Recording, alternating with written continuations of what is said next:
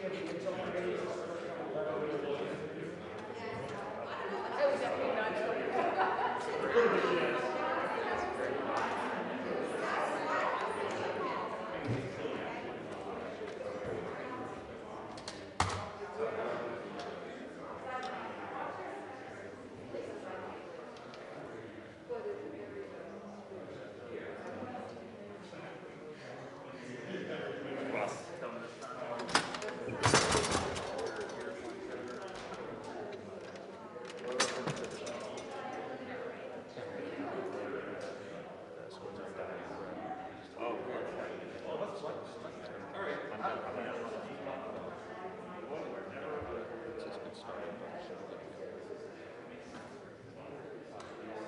Who's here?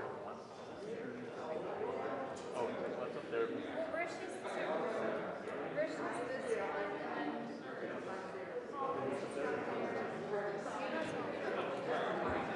Whatever you want.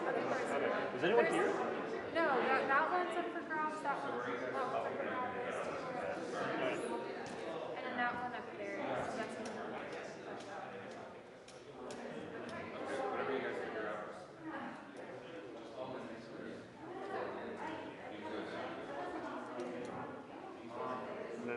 No, just the Q part.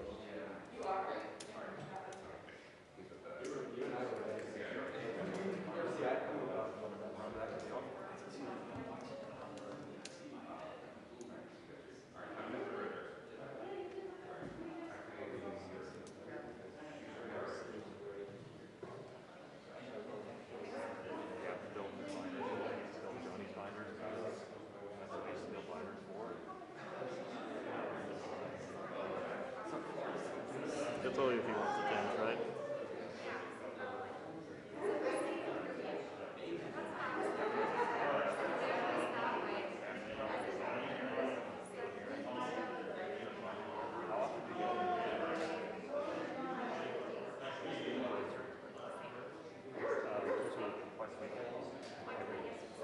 I mean, that's the thing, right?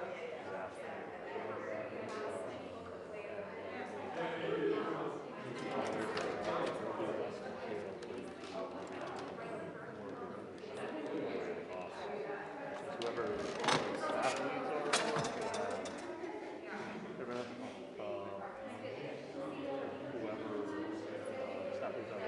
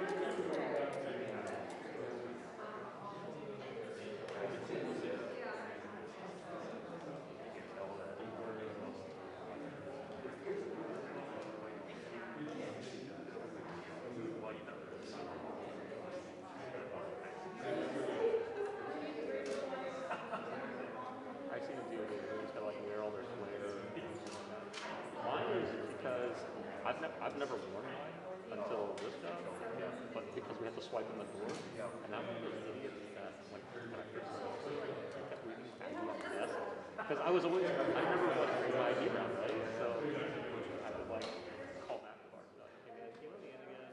I would like call them after I left my wife was like, you should just wear it.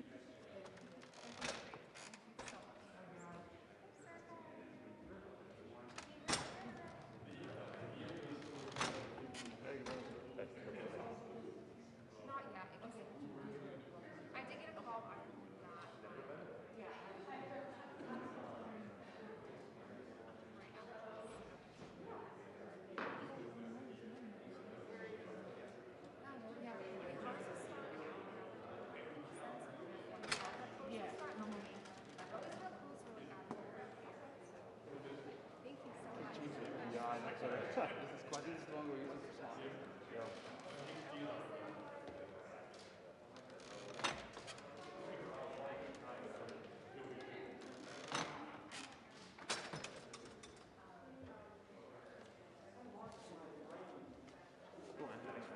Yeah. I don't know why that didn't click earlier. I was talking to him. I forgot you guys were emailing and stuff. So. Good dude. Mike's. You'll find. Yeah, that's it. He's the DA chief. Ah, that's right. Okay. Oh, are you sitting here? Sorry, I took your seat. I'm here. Okay. Good. I think it was like.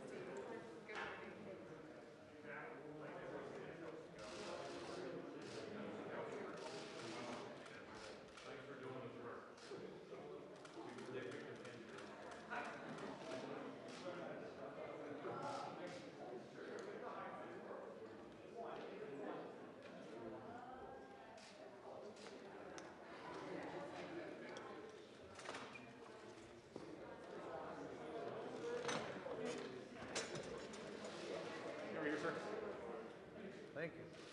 Oh, we're very disoriented.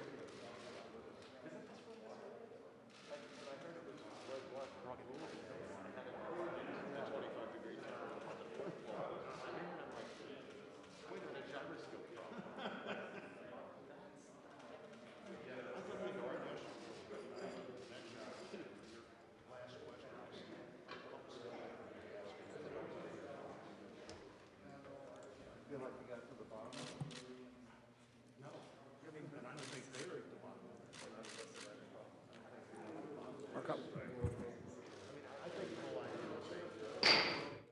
Good morning, everyone. I'd like to call this hearing to order and recognize that I think this is the first time in the history of the Intelligence Committee that we have met in the Rules Committee space, and I think we probably owe that to the distinguished former chairman of the Rules Committee, Senator Blunt. We would hope, I know you're still the ranking member, but there's been a series of requests from Intel Committee staff that we would like a ship put in our skiff as well. Only the Rules Committee can have a ship. No ship is available. Can you say NGA West? Well, again, I'd like to call this committee to order, and again, we appreciate the cooperation of our colleagues on the Rules Committee for letting us use this setting. Welcome, Ambassador Burns. I know, as we talked in the ante-room, that your wife, Lisa, is still hard at work in Geneva, and your daughters are watching remotely, but I know they are here with you in spirit. I'd like to say congratulations on your nomination to be the next director of the CIA. After a long and distinguished career in the Foreign Service, you deserve a well-earned retirement, but the country still needs your talents. Ambassador Burns, Bill, thank you for once again being willing to serve our country. Welcome also to our two distinguished guests who are joining us remotely, former Secretary of State James Baker and former Defense Secretary and CIA Director Leon Panetta. It's going to be a privilege to hear from such eminent and bipartisan public servants who will introduce Ambassador Burns, and again, I think is a great indication of his broad-based support.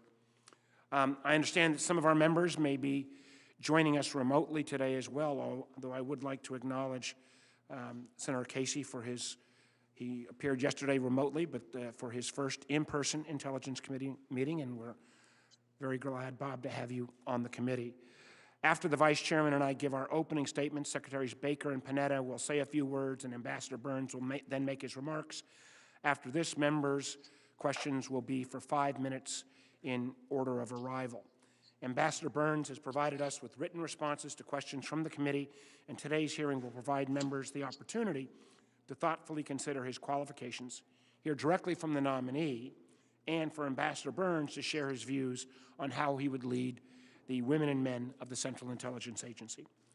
Bill took the Foreign Service exam in November 1979, just a few days after the seizure of our embassy in Tehran, and went on to spend over 3 decades in the Foreign Service, working under both Democratic and Republican presidents, and ably representing America around the world and at the highest ranks of the State Department. He's been confirmed by the Senate 5 times, so going for 6 today, and has served in both the number 2 and 3 positions at the State Department, Deputy Secretary of State and Undersecretary for Political Affairs. He's been our nation's ambassador to Russia and Jordan, and in a variety of other senior national security roles, and holds the highest rank in the State Department, that of Career Ambassador. He is currently the president of the Carnegie Endowment for International Peace, the oldest international think tank in the United States. It's safe to say that Ambassador Burns is intimately familiar with the challenges and opportunities that the United States faces around the globe, in many cases with firsthand, on-the-ground experience and expertise. It is the key qualities of expertise and sound judgment that perhaps above all others will be most important in your role as the director of the CIA. After 4 years during which the expertise and judgment of America's civil servants were at times belittled and discounted, the next director must lead and inspire patriotic professionals with humility and compassion, work collaboratively with allied governments, and dispassionately judge the actions of our adversaries.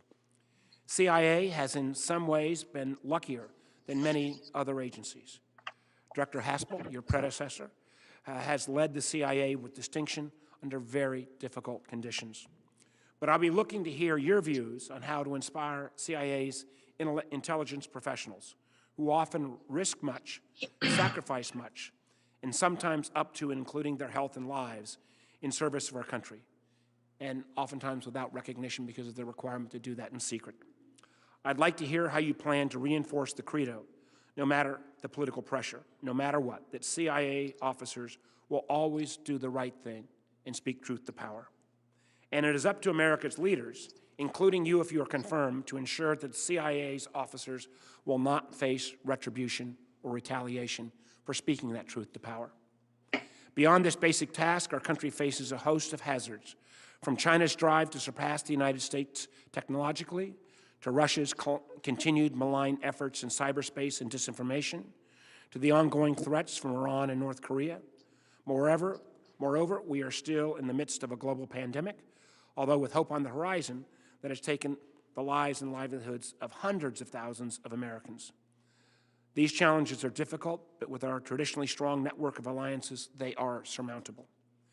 We will always rely on the CIA to be the nation's eyes and ears, to see over the horizon and to give us warnings of threats and challenges, not simply the ones we are facing now and in the near term, but those in the future, against which we must begin to prepare today. Fulfilling this committee's oversight obligations will require transparency and responsiveness from your office. We may at times ask difficult questions of you and your staff, and we will expect honest, complete, and timely answers. At the same time, we will also want you to feel free to come to the committee with situations that warrant our partnership. You can always count on this committee to hear you out, give you a fair shake, usually without the partisan tinge that has unfortunately affected much of the rest of this Capitol. We'll have much more to discuss during today's questions, but I want to take this moment to assure you that should you be confirmed, I look forward to working closely with you to defend this nation's security. Thank you again for your years of service to our country and for stepping forward yet again in agreeing to serve. I look forward to your testimony, and with that, I recognize the distinguished Vice Chairman.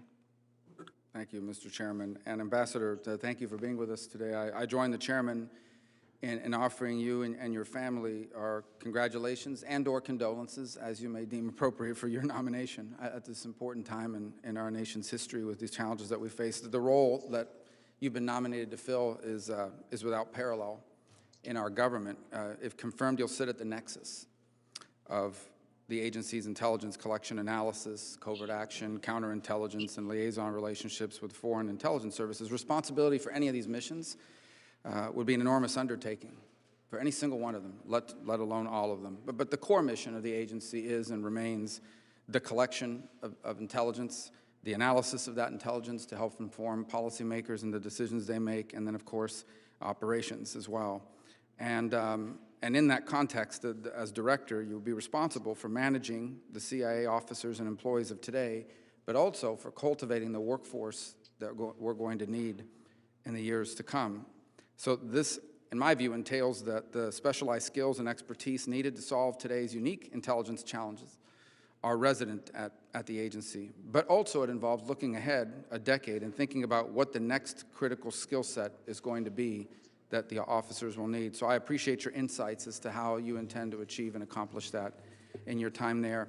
On the subject of workforce management, I want to mention that the committee, in particular Senator Collins and others, are extremely interested and invested in ensuring that any officers who've been injured in the field are afforded access to the health care and the benefits that they need.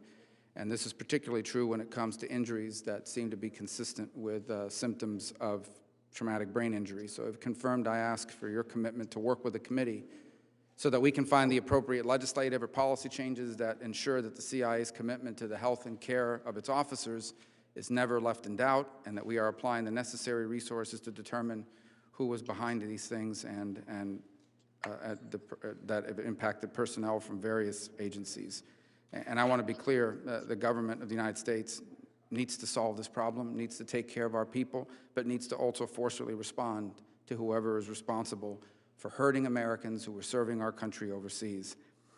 Today, the United States faces an array of diverse national security threats, an array of threats that is as challenging as any in our history.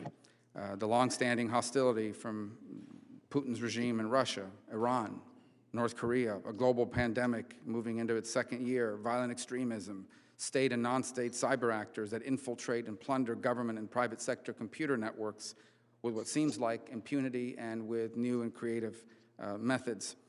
But no challenge that we face rivals the multifaceted threat posed by the Chinese Communist Party. And so even as we continue to focus on the threats from counterterrorism and from all these other nation states and non-state actors, the threat from the Chinese Communist Party is the most significant facing our nation, perhaps in its history. We cannot, in my view, just be the orderly caretakers of our nation's decline. We must confront, and I hope frustrate, the ambitions of the Chinese Communist Party, not just to upend norms, amend boundaries, but to replace the United States. Their goal is to replace the United States as the world's most powerful and influential nation. And achieving the goal of not letting that happen is going to involve strengthening and expanding alliances, but I think it's also going to involve increased capability and a stronger resolve to meet this challenge. This is not the same system of crisis that past CIA leaders were called upon to defend against. The threats today are sudden, unpredictable, and they're happening with greater frequency, often occurring in a gray space that embraces the objectives of conflict without quite crossing the line into outright warfare. What I think is plain to me and should be to all is that the world has changed how it chooses to engage the United States. What I'd like to hear from you today, and if confirmed in the weeks and months to come, is whether the CIA needs to change how it engages the world. I hope that over the course of our open and closed sessions today, you'll take the opportunity to explain not only your understanding of the agency's unique role in America and in our government, but your vision for how that role needs to evolve in the coming years, so that the agency is positioned to defend against those emerging national security threats that have not yet even materialized. There is no disputing the speed and unrivaled capability that the agency can bring to bear in responding to a fully realized national security threat. But what I'm driving at, however, is at an intelligence apparatus oriented towards the technological advances and the global interconnectivity that will be at the core of the next generation of threats to this nation's security. Artificial intelligence, advanced data analytics, biotechnology, disinformation, deepfakes, social network manipulation. America's adversaries have used this and all of these things and will use these instruments, and they'll use other new instruments of power and technologies, some who aren't even been named yet, don't even have a name yet, to close the capability gap that has advantaged us as a nation for decades. The refashioning of the national security threat picture by these technological and methodological advances calls into question whether the traditional constructs of espionage need to be refashioned and redesigned along with it. So I'd welcome your thoughts on this subject both today and going forward, and add that this is exactly the kind of undertaking that has benefited by CIA's working partnership with this committee and with its members. So it's my hope and frankly my expectation that you will look at this committee as a partner for the CIA's work as our nation's first line of defense. The relationship between the agency and this committee is premised obviously on oversight, but it is most effective and most constructive when we are candid, fulsome, and talking to one another. Ambassador, as the chairman indicated, you have a lengthy and distinguished career of service to our country, and I thank you for your willingness to resume that service, and I certainly look forward to your testimony and your answers here today. Thank you, Mr. Chairman. Thank you, Senator Rubio. Bill, I understand you have two of America's most distinguished public servants, former Secretary of State James Baker and former Defense and CIA Director Leon Panetta, that will present brief introductions for you. They'll be speaking remotely on your behalf today. So, Secretary Baker, would you like to go first? Thank you, Chairman Warner.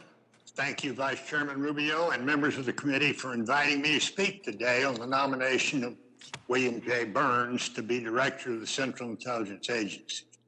I am truly honored that Bill asked me to speak on his behalf today, and I am delighted to be joined by my old friend Leon Panetta.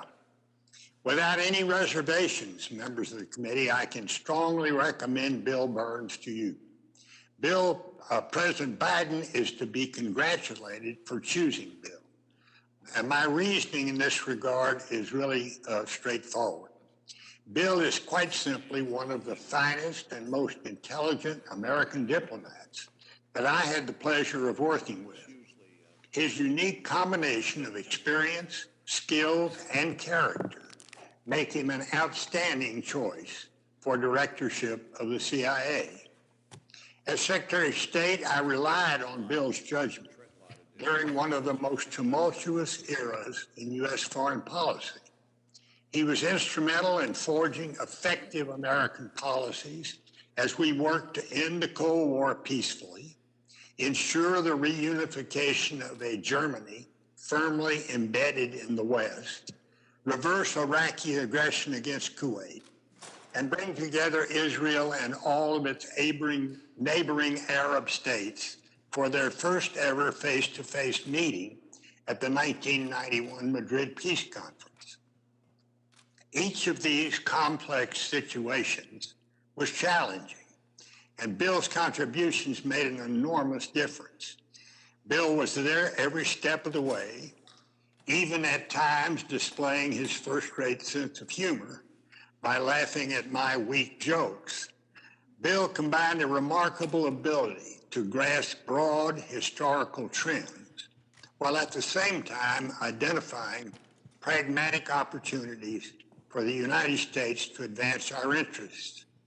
After I left office, I watched Bill rise to ever more senior ranks in the State Department: Executive Secretary, Ambassador to Jordan, Assistant Secretary for Near Eastern Affairs, Ambassador to Russia, Undersecretary of State for Political Affairs, and then finally, Deputy Secretary of State. I wasn't surprised by his success. He is someone who seizes and surmounts every challenge that he meets.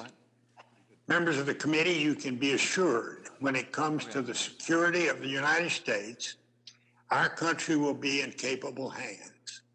I cannot help but think about another director of Central Intelligence, President George H.W. Bush, my close friend who served as head of the agency in the 1970s. President Bush and Bill Burns admittedly represent contrasts in terms of age, background, and career. But they do share one important, indeed essential characteristic, an absolute and abiding sense of responsibility and duty to the United States of America. Bill Burns is a leader and a steady hand under fire. He never hesitates to speak truth, even when he knows it may be unwelcome. He's scrupulously nonpartisan, and he has decades of experience working closely with the CIA and other intelligence agencies. He knows Washington. He knows the world. President Biden and our country would be very fortunate to have Bill Burns at the helm of the Central Intelligence Agency. Distinguished members of the committee, let me close these brief remarks by simply saying that, in my opinion, this confirmation should be a bipartisan no-brainer. Thank you very much for letting me speak to you today on behalf of Bill Burns. Thank you. Well, thank you, Secretary Baker. Very much appreciate those comments. Secretary Panetta? Mr. Chairman, Senator Warner, Vice Chairman Rubio, distinguished members of the committee, it's an honor for me to once again have the opportunity to appear before this committee that is so critical to protecting our national security. I'm honored to be here alongside my friend, Secretary Jim Baker. He's an old friend and a colleague for many years in government, and someone who I believe is probably one of the great statesmen and public servants of our time. I'm proud to join him in introducing the President's nominee to be CIA Director, Ambassador Bill Burns. I've known Bill for a long time. I've been in public life for probably over 50 years. And I've worked with him in many of those capacities that I've held in Congress, during my tenure as Chief of Staff to President Bill Clinton, and as Director of the CIA and Secretary of Defense in the President Obama's administration. The job of leading the extraordinary women and men of the CIA as they carry out their indispensable missions of collection, analysis, covert action, all intended to defend our nation. That job, I believe, is one of the most important responsibilities in government. And the most important qualities that I believe a director should have is to respect and support the professionals in the CIA. They put their lives on the line in order to protect this country and do their jobs. I think it's important for the director to protect them from political influence, to be nonpartisan, and to always, always make sure that the CIA speaks truth to power. Bill Burns has those qualities. He understands the dedication of our brave intelligence officers. He's got the right experience. He's got the right nonpartisan approach. And he knows the importance of protecting our country from our adversaries. In a word, he'll make an outstanding director of the CIA. I don't need to tell this committee and that our nation faces an increasingly complex set of challenges and threats. I think in my lifetime, I've never seen as many flashpoints in the world as we have today, whether it's Russia or China or Iran or North Korea, whether it's cyber attacks, whether it's what challenges that we face in the Middle East, in Afghanistan. All of these challenges demand good intelligence. No president can make the right decisions for our nation in protecting our national security without intelligence. This is what the CIA does. By collecting and analyzing and presenting intelligence to policymakers so that they can make the best security decisions for the country and provide intelligence that can be trusted and is credible. The challenge of President Biden and a new director is to restore the trust and credibility of the CIA. Having worked with President Biden, I believe that he understands that intelligence must be grounded in facts and never be politicized. He knows our selfless and brave intelligence professionals, and they deserve nothing less than our full support. It's these reasons that he chose Bill Burns to be the CIA director, and I'm confident that both will work to restore trust of the CIA with the national security team, with both Democrats and Republicans on this committee, and with our allies, and most of all, with the American people. As Jim Baker pointed out, Bill has represented our country for decades as a dedicated and honest diplomat serving both Democratic and Republican administrations. And I won't walk through his career, Jim just did that, but it's been an outstanding foreign policy career. And I have to say, it's almost exactly 10 months ago this month, or 10 years ago this month, that Bill and I were in the Situation Room presenting intelligence to the president on the suspected whereabouts of Osama bin Laden. Bill saw the CIA in action, gathering detailed information, providing insights, explaining what we knew and also what we didn't know. And Bill was at the White House on May 1st, 2011, when the courageous mission of our Special Operations Forces unfolded. He was handpicked by the Secretary of State to personally participate in closely held national security discussions about the mission and to place calls to our key allies and foreign leaders, informing them of the mission.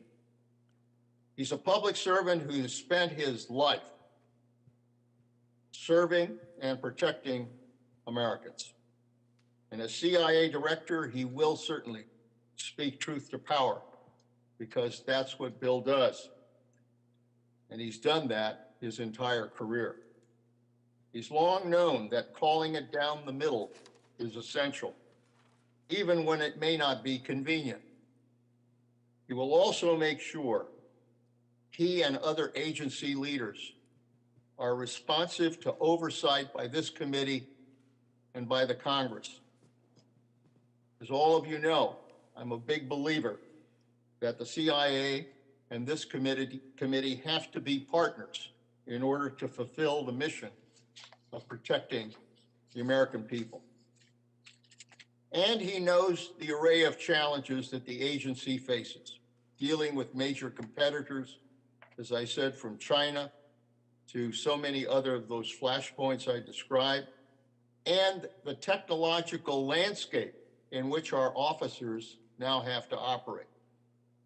In sum, Mr. Chairman and Mr. Vice Chairman and members of the committee, Bill Burns is the right person at the right time to lead the CIA.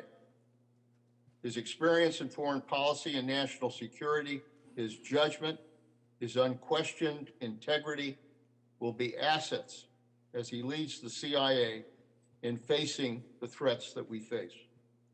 And he understands the sacrifices that are made by our intelligence professionals, often working in the shadows, in dangerous places, away from their families. He knows that CIA, these officers are silent warriors, officers who put their lives on the line for our country. And I trust Bill Burns to be a director who will have their backs so that they can continue the mission to protect all Americans. As a former director, I am honored to introduce to the committee Bill Burns and urge his swift confirmation. Thank you. Well, thank you, Secretary Panetta. And let me just say it's, on a personal basis, not too bad to have Jim Baker and Leon Panetta be your introducers. So now we'll move to the oath of office. Ambassador Burns, would you stand? Would you please raise your right hand? Do you solemnly swear to give this committee the truth, the full truth, and nothing but the truth, so help you God? Please be seated. Before we move to your statement, I will ask you the 5 standard questions the committee poses to each nominee who appears before us. They just require a simple yes or no answer for the record. First, do you agree to appear before the committee here or in other venues when invited? Yes, sir. If confirmed, do you agree to send officials from your office to appear before the committee and designated staff when invited? Yes. Do you agree to provide documents or other materials requested by the committee in order for it to carry out its oversight and legislative responsibilities? Yes, sir. Will you ensure that your office and your staff provide such materials to the committee when requested? Yes. Do you agree to inform and fully brief, to the fullest extent possible, all members of this committee of intelligence activities and covert actions rather than only the chairman and vice chairman? Yes, sir. Thank you very much. We'll now proceed to your opening statement. After I'll recognize members by order of appearance, but assuming that everybody was here, I think with the exception of Senator Cotton, at the gavel, so it'll be basically seniority. Ambassador Burns, the floor is now yours. Thank you so much. Mr. Chairman, Mr. Vice Chairman, members of the committee, I'm honored and humbled to appear before you today as President Biden's nominee for Director of the Central Intelligence Agency. I am deeply grateful to the President for the opportunity to return to public service and to lead the remarkable women and men of CIA. If confirmed, I will do everything in my power to justify the trust placed in me and to earn the trust of this committee, Congress, and the American people. I am also deeply grateful to Secretary Baker and Director Panetta, 2 of the finest public servants this country has ever produced, for their very generous introductions. My whole life has been shaped by public service. My father, a career Army officer, fought in Vietnam in the 1960s and eventually became the director of the U.S. Arms Control and Disarmament Agency. As my 3 brothers and I bounced from post to post across our remarkable country, I never had to look further than my father for the best possible model of nonpartisan public service. And I never had to look further than my mother to find the best imaginable example of selflessness and commitment and a life shaped by faith, family, and hard work. I shared 33 years in the Foreign Service with my wife, Lisa, herself an exceptional public servant, and our 2 wonderful daughters, Lizzie and Sarah. Their love and support have made everything possible and have enriched my life beyond measure. Across those decades as a diplomat in the Middle East and Russia, and as a senior official in administrations of both parties, I developed enormous respect for my CIA colleagues. I served alongside them in hard places around the world. It was their skill at collection and analysis that often gave me an edge as a negotiator, their partnership that helped make me an effective ambassador, and their insights that helped me make thoughtful choices on the most difficult policy issues. I learned that good intelligence delivered with honesty and integrity is America's first line of defense. I learned that intelligence professionals have to tell policymakers what they need to hear, even if they don't want to hear it. And I learned that politics must stop where intelligence work begins. That is exactly what President Biden expects of CIA. It was the first thing he told me when he asked me to take on this role. He said he wants the agency to give it to him straight, and I pledged to do just that and to defend those who do the same. As the President has emphasized, all of America's national security institutions will have to reimagine their roles on an international landscape that is profoundly different from the world I encountered as a young diplomat nearly 40 years ago, or even the world as it was when I left government 6 years ago. Today's landscape is increasingly complicated and competitive. It's a world where familiar threats persist, from terrorism and nuclear proliferation to an aggressive Russia, a provocative North Korea, and a hostile Iran.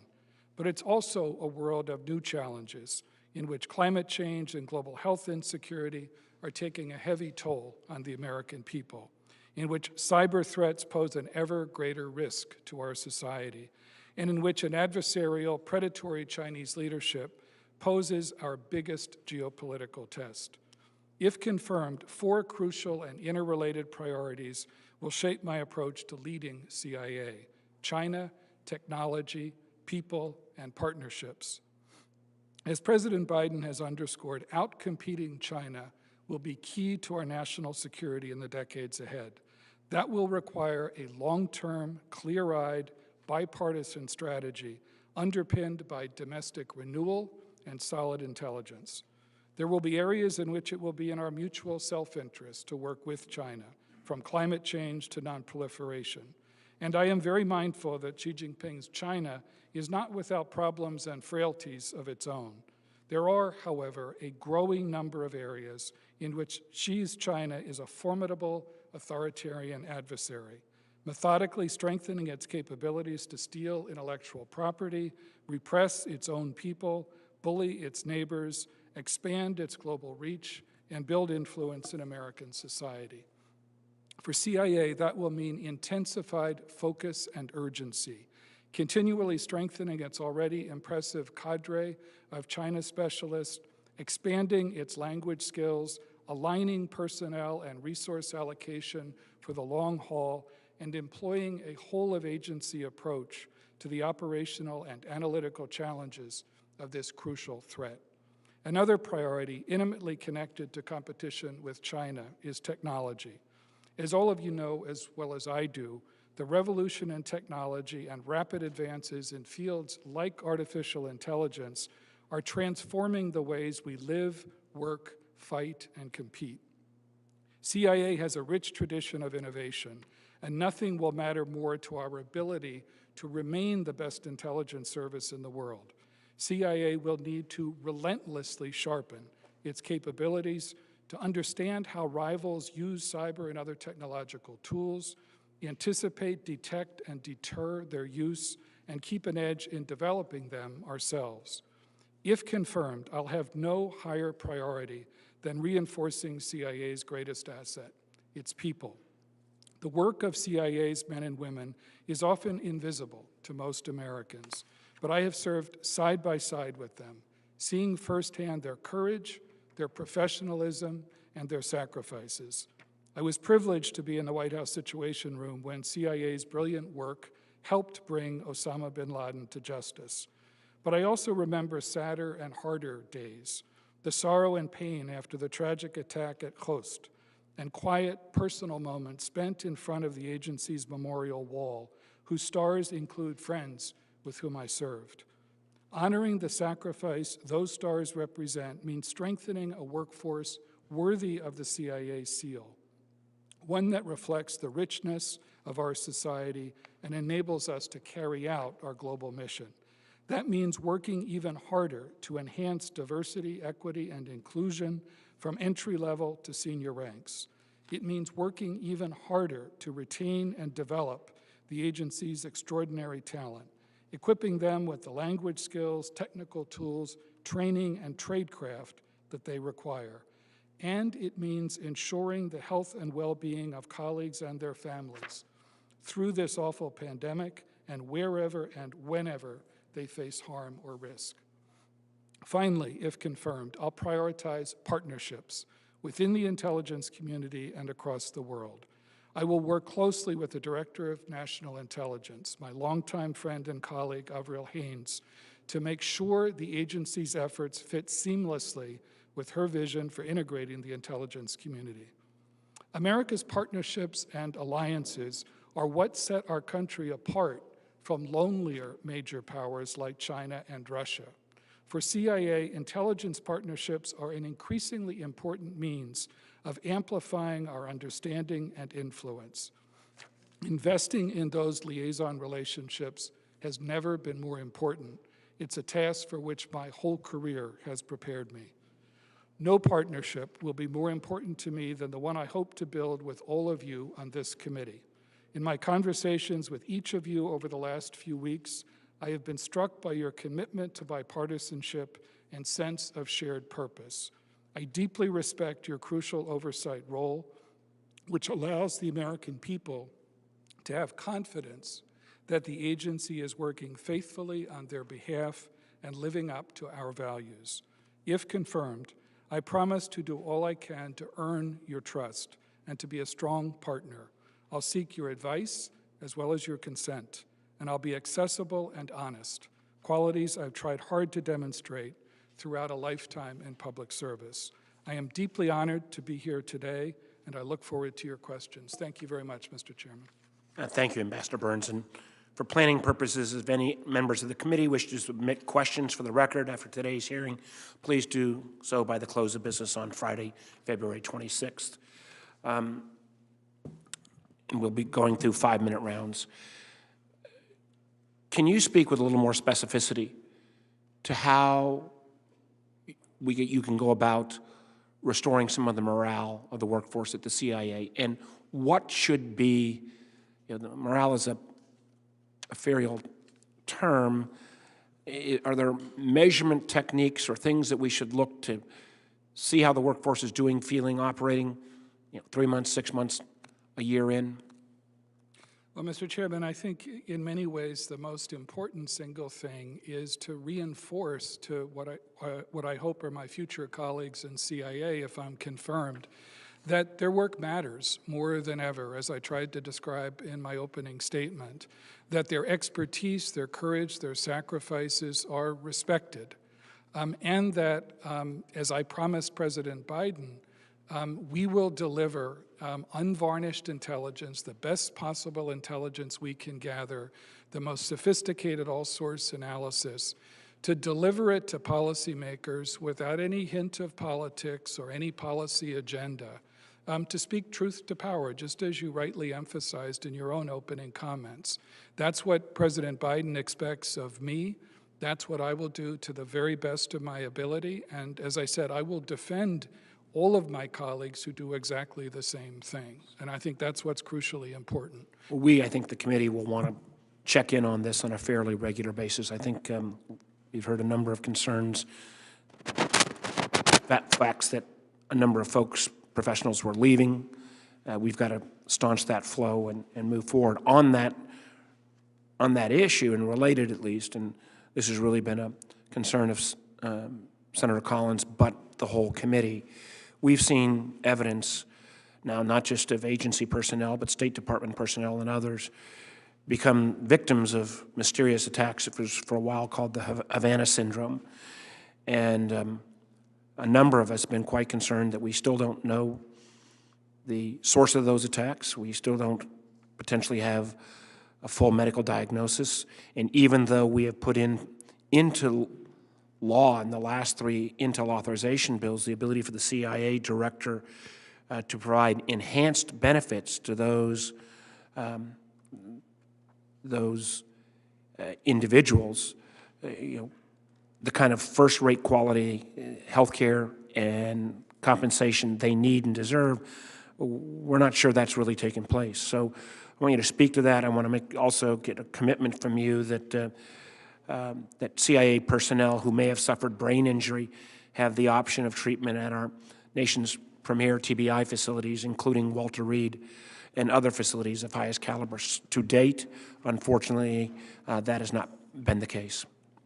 Well, Mr. Chairman, the first thing I'd say is I very much admire your leadership, the leadership of the Vice Chairman and Senator Collins, as well as other members of the committee on these issues.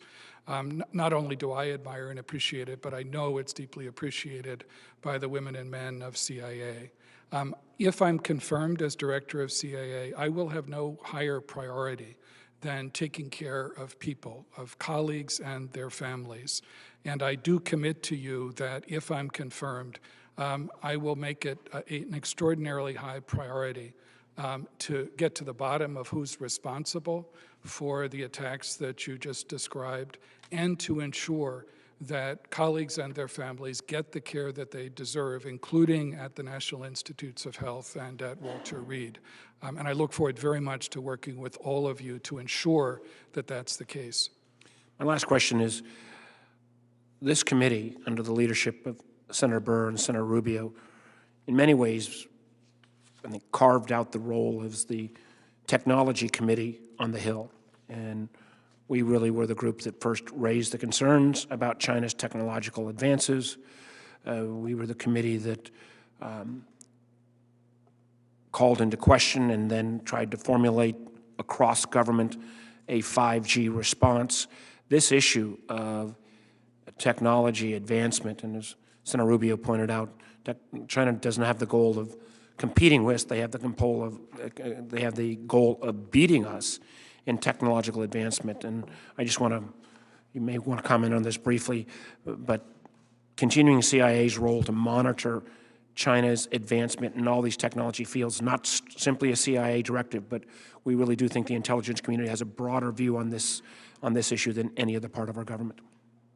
No, it's hugely important, Mr. Chairman, and as I tried to emphasize in my opening statement, that connection between dealing with an adversarial China and ensuring that we can continue to compete effectively in technology is right at the top of my list of priorities if I'm confirmed. And I do respect the role of this committee. I watched the open hearing yesterday on solar winds, and it seemed to me to be a classic illustration of the value of a serious committee in looking at these issues. And I look forward very much to working with all of you on that. Thank you, Mr. Ambassador. Mr. Vice Chairman. Thank you, Mr. Chairman. And Ambassador, let me, in your written questions, you acknowledge that China uses cultural and educational programs, things like the Confucius Institutes and others, to try to influence U.S. policy-based debates to spread pro-China propaganda. So given this acknowledgement, I wanted to focus a little bit on your time as the president of the Carnegie Endowment for International Peace. Now, Carnegie is involved with the China-United States Exchange Foundation, an organization that you acknowledged in your written questions or answers that it's part of China's United Front system, which is an effort to co-opt and neutralize sources of potential opposition, and part of their efforts to encourage foreign countries to adopt positions and narratives supportive of Beijing's preferred policies. And in this work at the endowment, it's reported that in 2019, you invited 11 congressional staffers on a trip to China. They met with a professor who works for the Communist Party Central Committee. They met with the president of another front group for the Chinese Communist Party, a group that was designated last October by the State Department as a group that seeks to directly influence actually the quote is sought to directly and malignly influence state and local leaders in the United States. And this group that you partner with, the China-United States Exchange Foundation, a congressionally appointed commission in August of 2018 said that they showed a clear intent to influence policy towards China in the United States. So given your stated concerns about Chinese soft power influence efforts, why, while you were at the helm, did Carnegie Endowment for International Peace establish a relationship with and accept funding from this group, this China-United States Exchange Foundation? Well, thanks, Senator Rubio, for the question. I mean, the first thing I'd emphasize is the Carnegie Endowment is a proudly independent and transparent organization and scrupulous about ensuring that whatever financial support it receives, whether it's from trustees or foundations, doesn't in any way shape the content or the conclusions of scholarly work at Carnegie. That's first. Second, on the China-U.S. Exchange Foundation, this is a relationship that I inherited when I became president of Carnegie and that I ended not long after I became president, precisely for the concerns that you just described, because we were increasingly worried about the expansion of Chinese influence operations. Shortly after I ended that relationship, we began a program at the Carnegie Endowment on countering foreign influence operations, which was aimed mostly at China and Russia, and was supported in part from a grant from the Global Engagement Center at the State Department in the last administration. On the second issue, Senator Rubio, that you raised on the congressional staff delegation, in 2019 we did partner with the Aspen Institute, which, as you know, for decades under the leadership of Dan Glickman, former Congressman Dan Glickman, has managed both member and staff delegations to many different parts of the world. This was a trip that included senior staff members, both Republicans and Democrats, both from the House and the Senate. It was fully approved in advance by the House Ethics Committee, and in my view is an illustration of what an institution like Carnegie should do, which is to provide congressional staff members with an opportunity to engage directly with Chinese counterparts and to express their concerns about Chinese actions and malign behavior quite directly. So in that sense, I think, it was a good illustration of what a non-governmental institution like Carnegie working with the Aspen Institute can do. But I share your concerns about foreign influence operations, and as I said, we've tried to demonstrate in our work at Carnegie over the time that I was president our appreciation of that threat. My second and final question is about, Tsinghua University has been designated by the Australian Strategic Policy Institute as a very high risk for its level of defense research and alleged involvement in cyber attacks.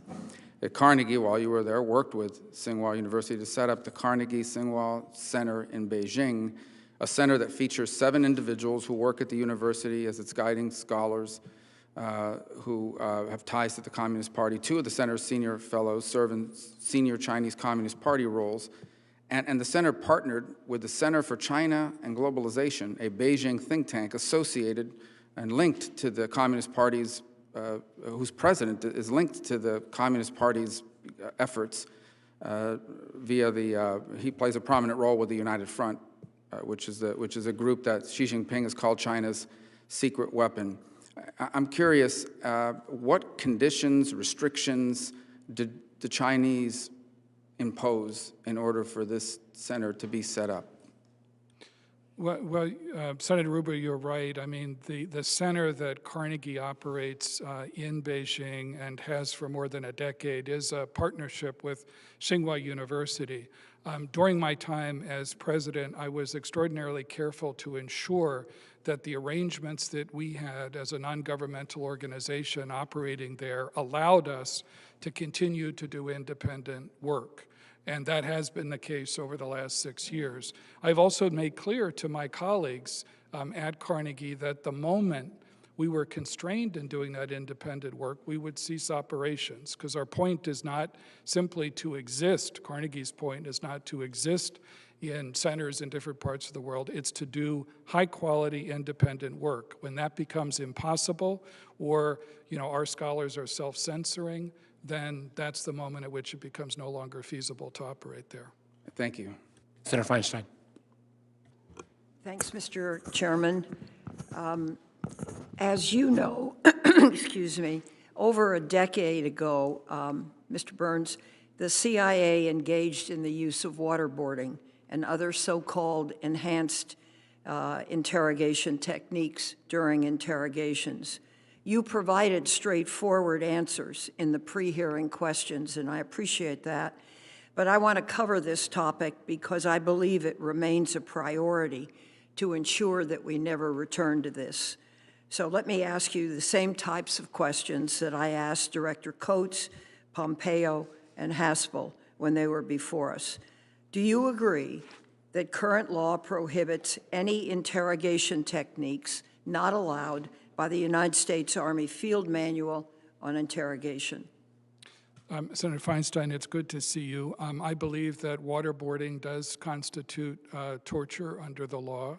As you well know, the issue of the enhanced interrogation techniques has been a settled matter for more than a decade. They were prohibited by President Obama in 2009, and then under the leadership of Senator McCain, the Congress enshrined this in legislation to ensure that the only permissible interrogation methods were those allowed in the Army Field Manual. I think it's fair to say we all learned some very hard lessons in the period after 9/11.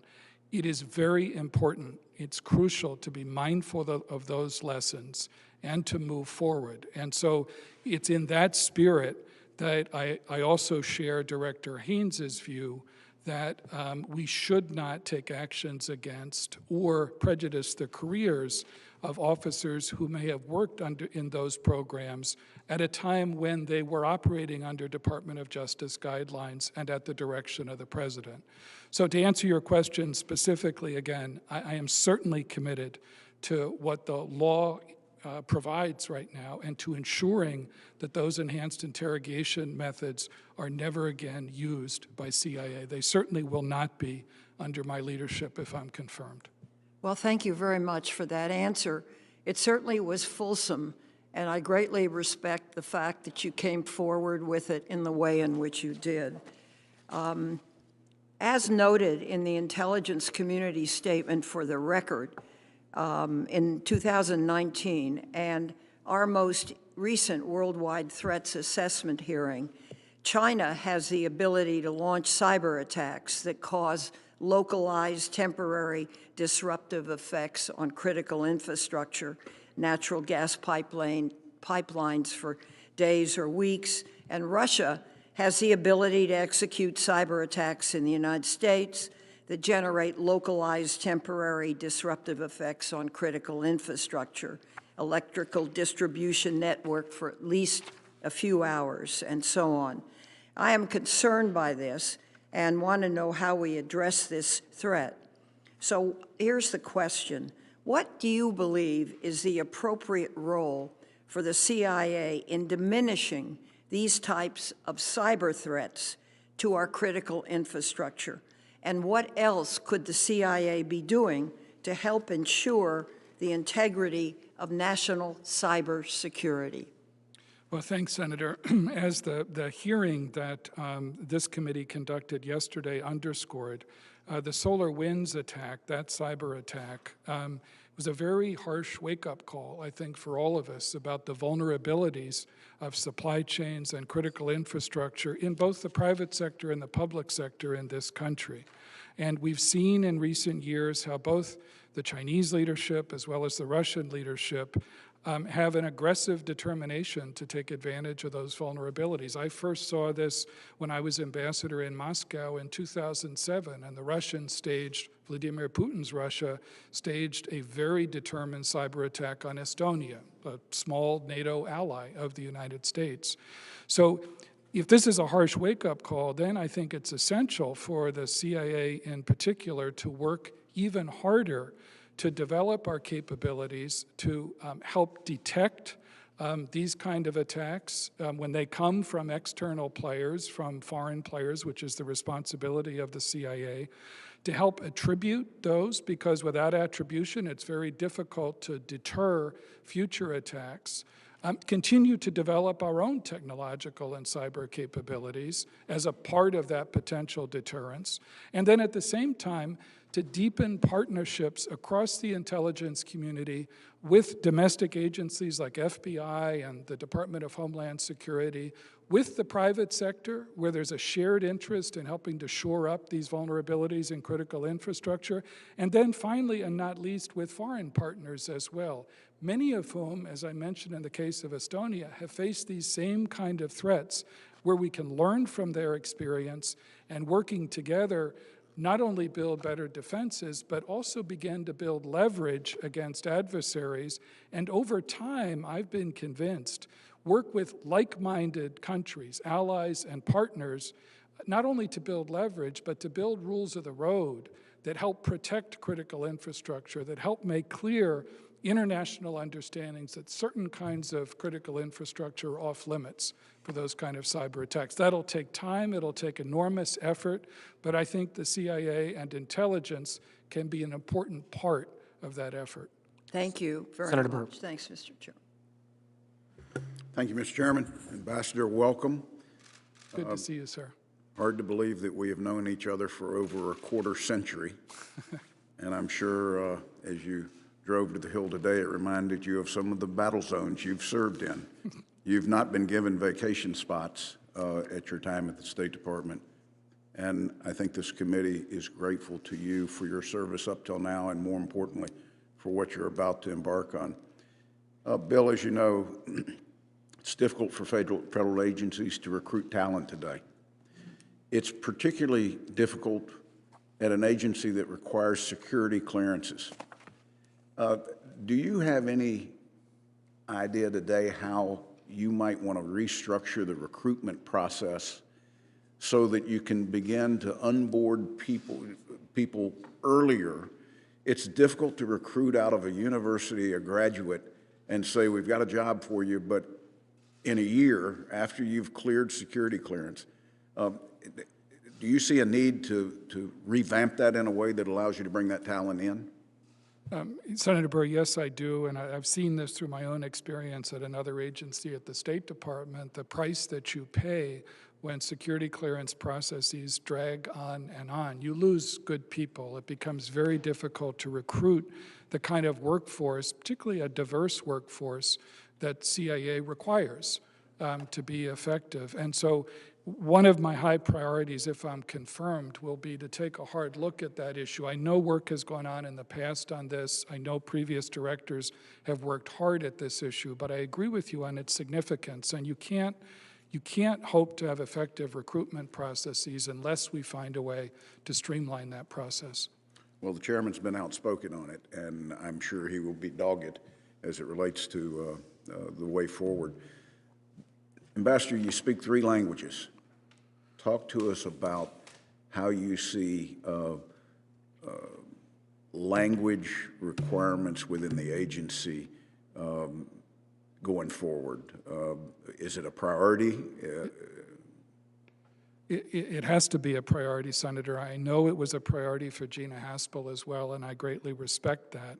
Human intelligence cuts right to the core of CIA's unique role and responsibilities, and a part of gathering that human intelligence, which complements technical means that CIA and other parts of the intelligence community have made enormous progress on in recent years, but they're not a substitute for human intelligence.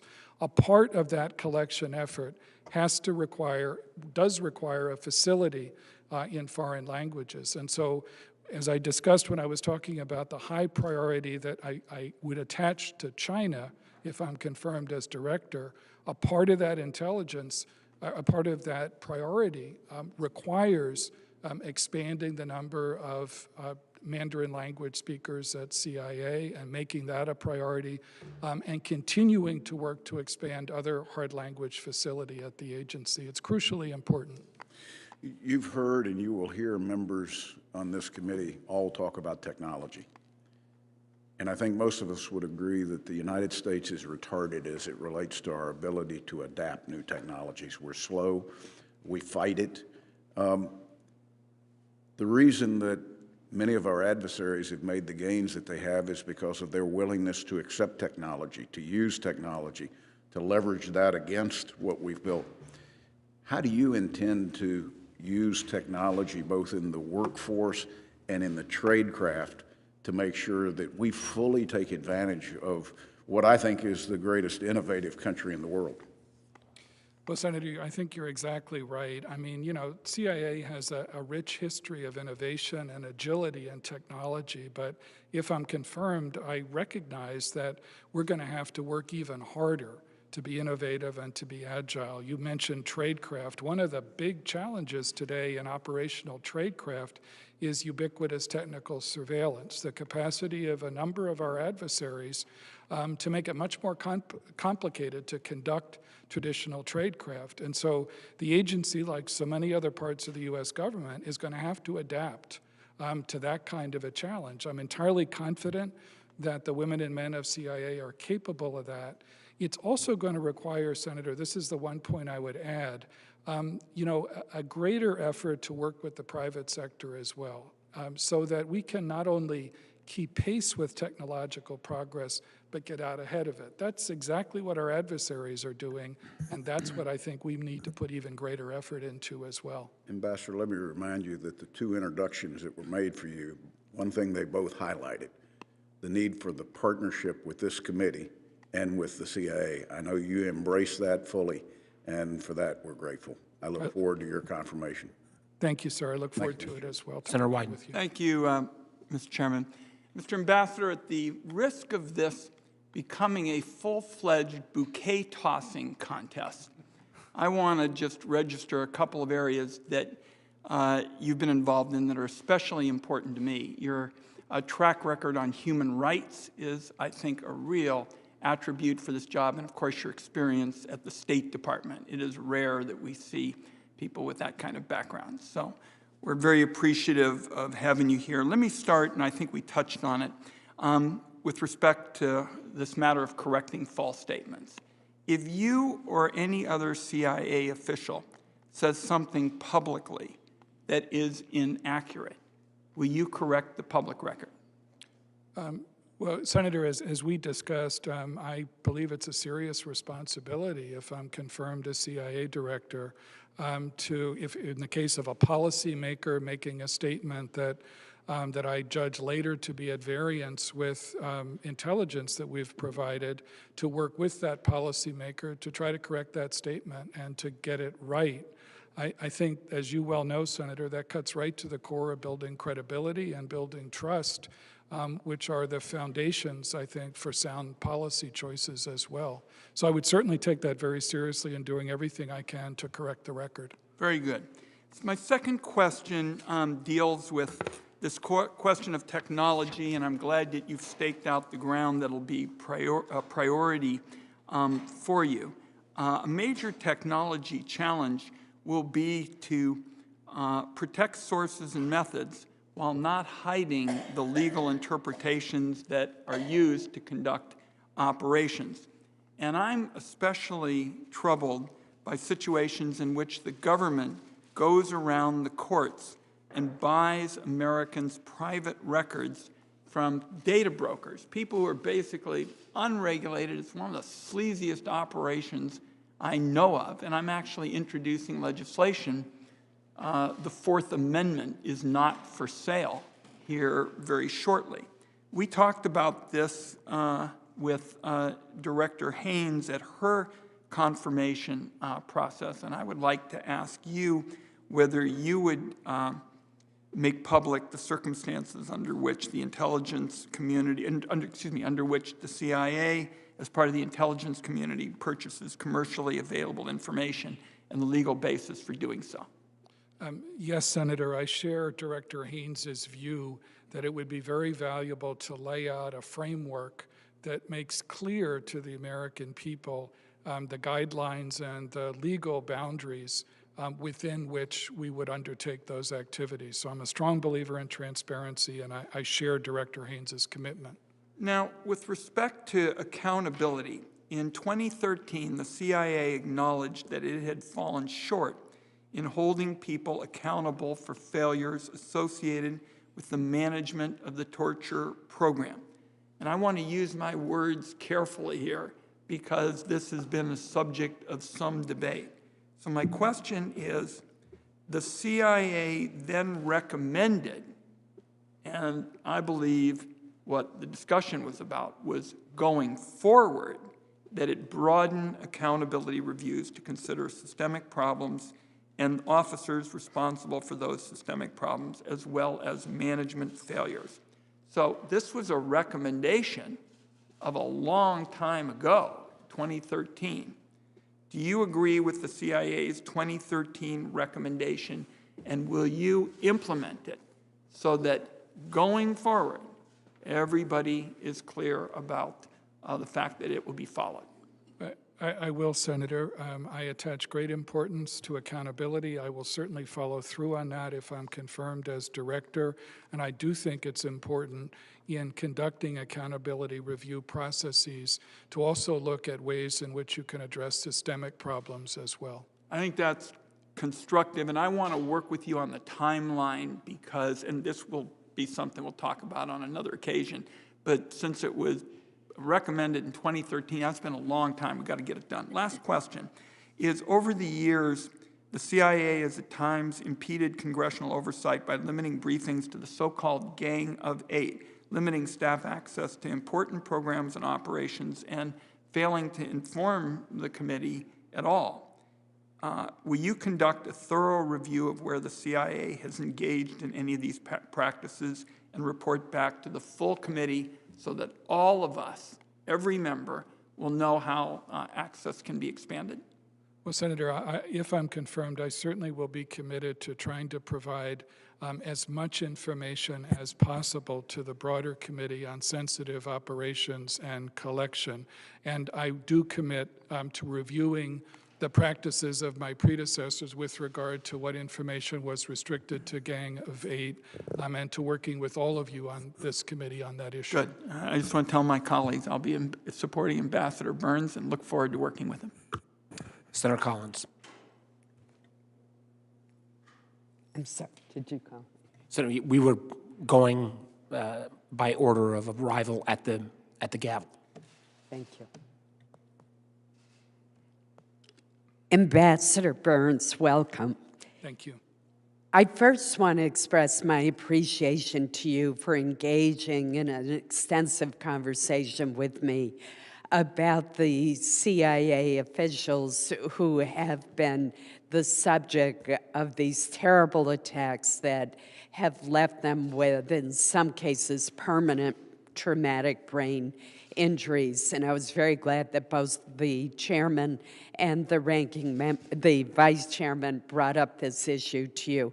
I know that we have your firm commitment to ensure that those who have been injured receive the best possible medical care without going through hassles and roadblocks. And I hope we also have your commitment to focus on identifying the perpetrator of these heinous attacks. Senator, I very much appreciated our earlier conversation on these issues as well, and I just reemphasize my commitment on both of those counts to doing everything I can, if I'm confirmed as director, to help get to the bottom of who's responsible for those attacks. And Ambassador Burns, could you get your mic a little bit closer? Sure, is that better? Yes. And commit not only to trying to get to the bottom of who's responsible, but also to ensure that my future colleagues get the care that they and their families deserve, whether it's at Walter Reed or National Institute of Health or elsewhere. And I look forward very much to working with you on those issues. And I know there are a range of other issues affecting the care and well-being of my future colleagues, those who, for example, have served as paramilitary officers over the course of recent years and have made enormous sacrifices in the last 2 decades, who also face genuine health challenges. And I also commit to trying to ensure that they get the best care possible as well. Thank you. In the questions for the record, you were asked about the Confucius Institutes that are on some of our college campuses. And I was pleased to see that you agree that the Chinese Communist Party uses these institutes as an instrument for propaganda. 2 questions. First, could you elaborate on how the Chinese Communist Party uses these Confucius Institutes to advance its goals? And second, what would be your advice to any college campus that is still hosting a Confucius Institute? Senator, thanks for the question. I mean, I think, what the Confucius Institutes do, and I'm no expert on them, but is to promote a narrative of Xi Jinping's China, which is designed to build sympathy for, what is, in my view, a quite aggressive leadership which is engaged in conduct and conducted, an adversarial approach to relations with the United States. So in that sense, that particular dimension of foreign influence operations constitutes a genuine risk. And so, my advice for any institutions in the United States, including academic institutions, is to be extraordinarily careful of, what the motives are for a variety of institutions like that, and to be very careful in engaging them. Would you recommend that they shut them down? I mean, if I were president of, a college or university and had a Confucius Institute, that's certainly what I would do. Thank you. Senator Heinrich. Thank you, Chairman. Welcome, Ambassador. Hi, Senator. Thanks for the time that we were able to connect earlier. You've been a customer of the CIA's intelligence for many years in your various roles at state. So you're no stranger to the agency, to the value that it brings. But if you're confirmed, you'll be the first, and it looks like you're off to a good start, by the way, but you'll be the first career diplomat to serve as director of the agency. So you'll be in a really good position to help ensure that good intelligence is in the service of good policy. So talk to us a little about, at the 30,000-foot level, just how you intend to leverage your diplomatic experience in this new role that is very different from what you did before. Well, thanks very much, Senator, and I enjoyed our earlier conversation as well. As you said, I've had long experience both in the field and in senior policy-making jobs in Washington in working with the CIA, and I absolutely agree with you that good intelligence delivered with honesty and integrity is the critical foundation for sound policy choices. I had a very positive experience as a chief of mission working overseas, working with intelligence colleagues. They understood that as the chief of mission, I was the president's representative on the ground. I led country teams, which in the case, for example, of Moscow, when I was ambassador there from 2005 to 2008, was still one of our biggest embassies in the world. There were more than 24 agencies in that country team. So they understood, CIA station chief did, their obligation to keep me fully and currently informed. In return, I respected their professionalism and trusted it, and I didn't micromanage.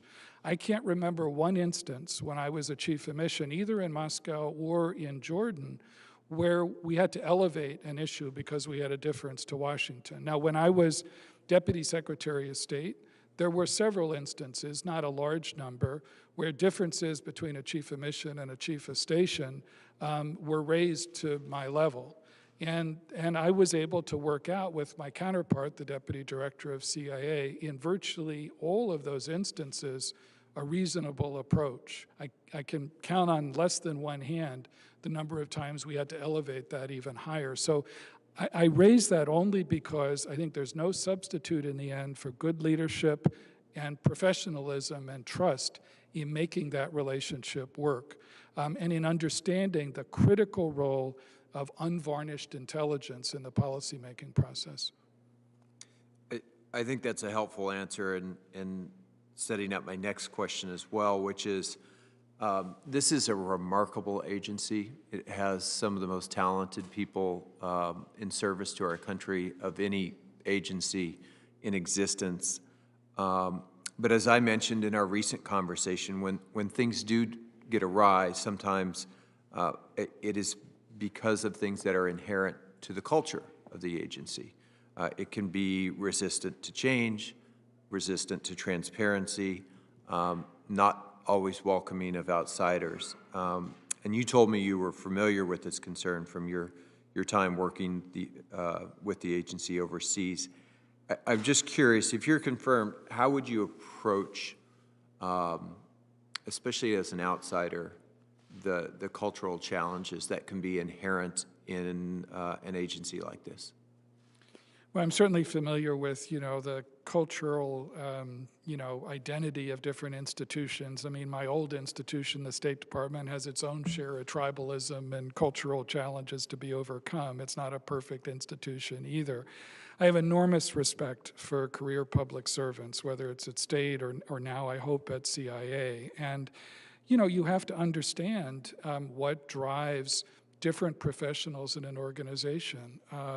If you're a case officer overseas, that requires an enormous amount of professional skill and courage and creativity as well. And that's a huge asset for the promotion of American interests around the world.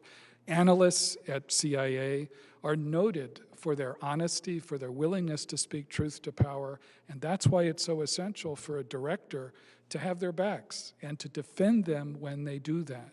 And to make sure that we're trying to get the best out of all of those different roles at the agency, to keep pace with technological change as well, which is another of the great assets, I think, of CIA, and to be able to integrate all of those skills and all of those cultures in a way that serves the national interest, and that's what I'll be determined to do. Senator Blunt.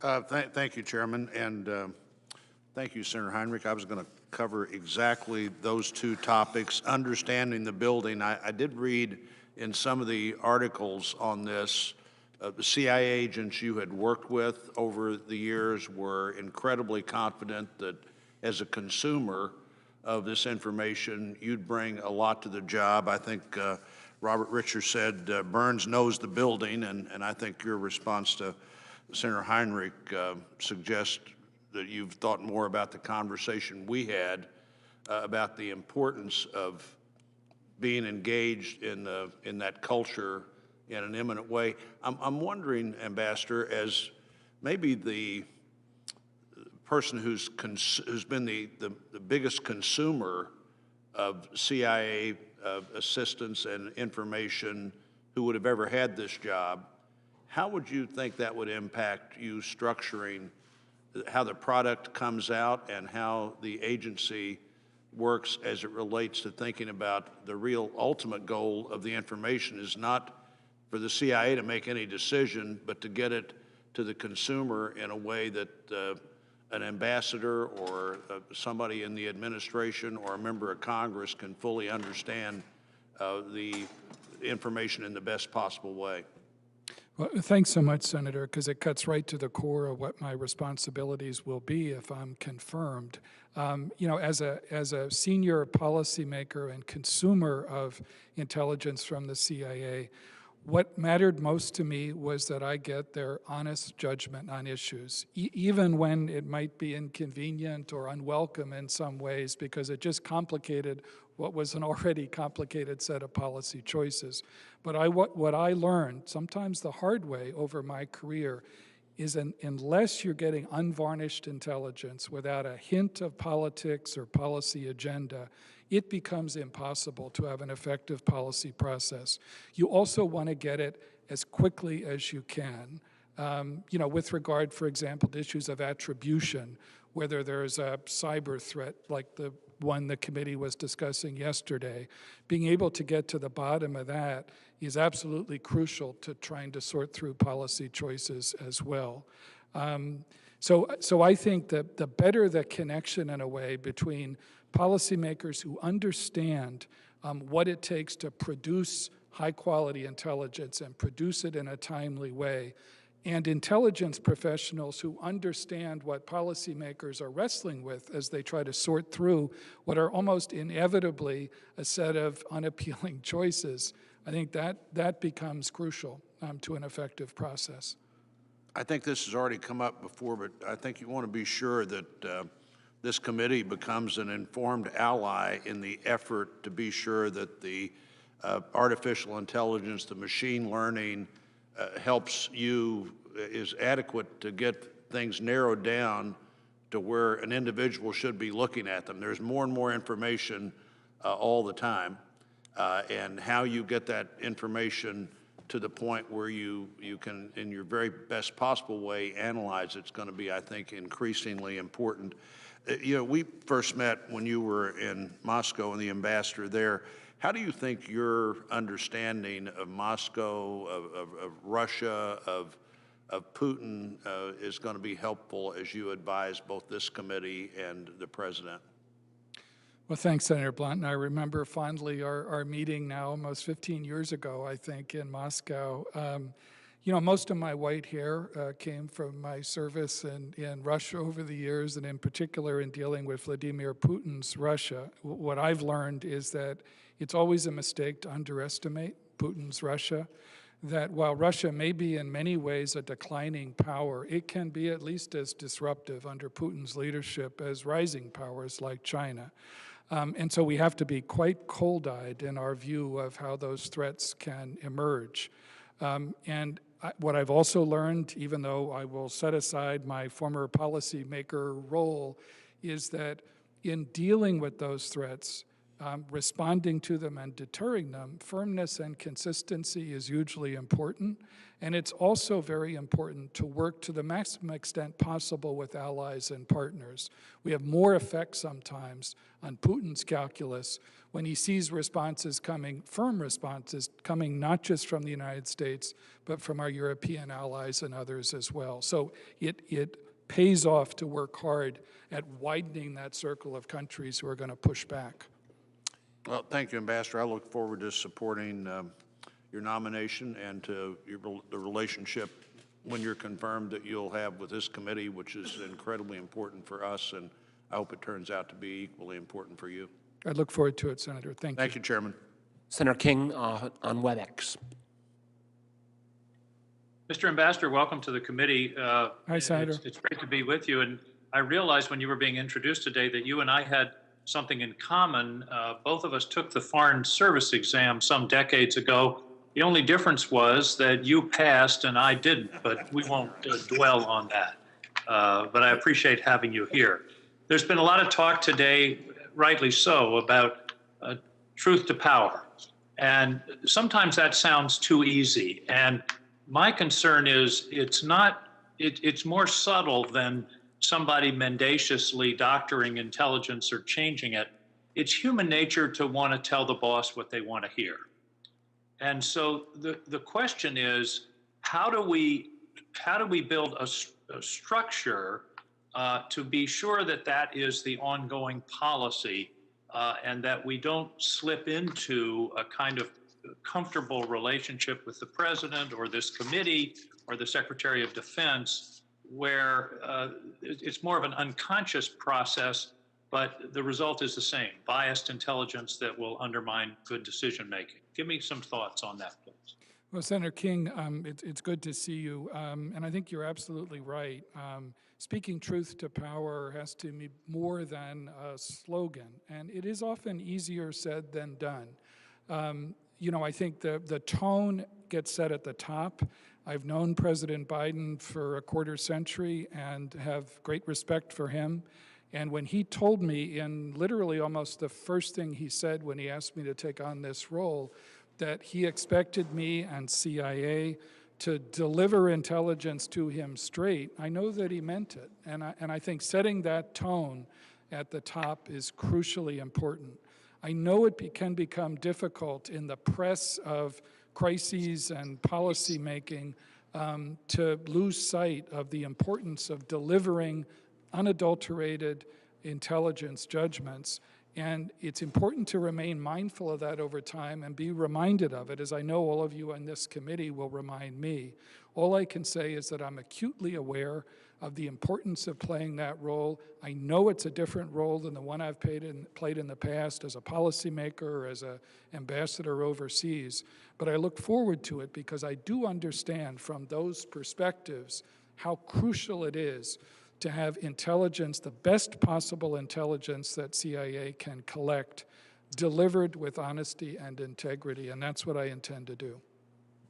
In order to effectuate that, I hope that you will provide strong support to the Ombudsman program, to the Analytical Integrity program that's ongoing, so that the commitment you have from the President extends throughout the agency. To follow up, in your memoir in 2019, you said that your greatest professional regret was your failure to effectively communicate your concerns prior to the 2003 invasion of Iraq. It seems to me that's an example of exactly what we're talking about. Share that experience, if you would.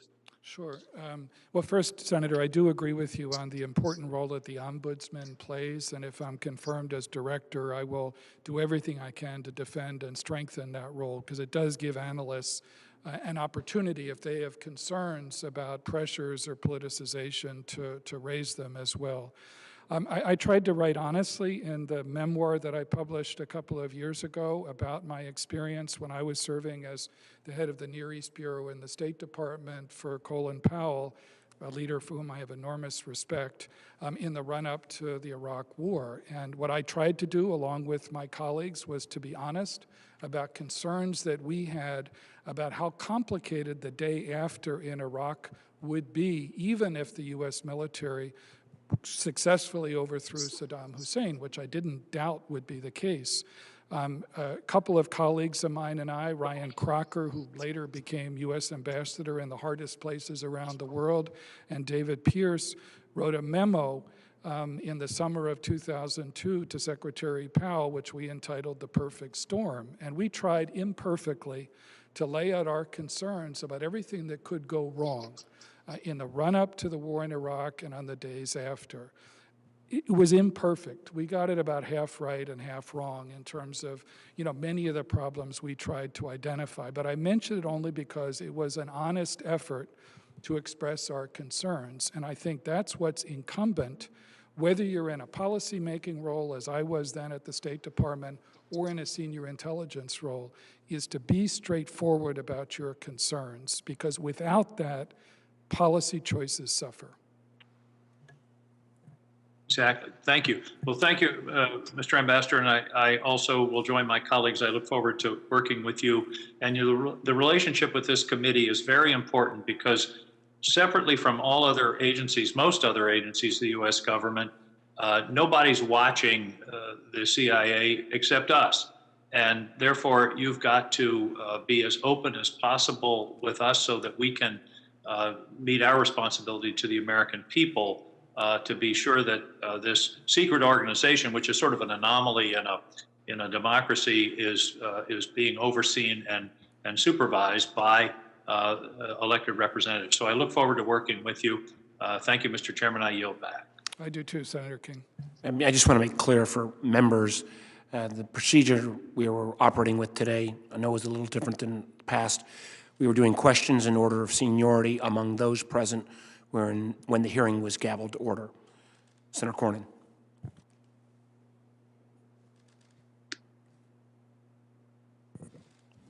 Mr. Ambassador, thank you for saying yes to President Biden, and congratulations and again, thank you for assuming this important role.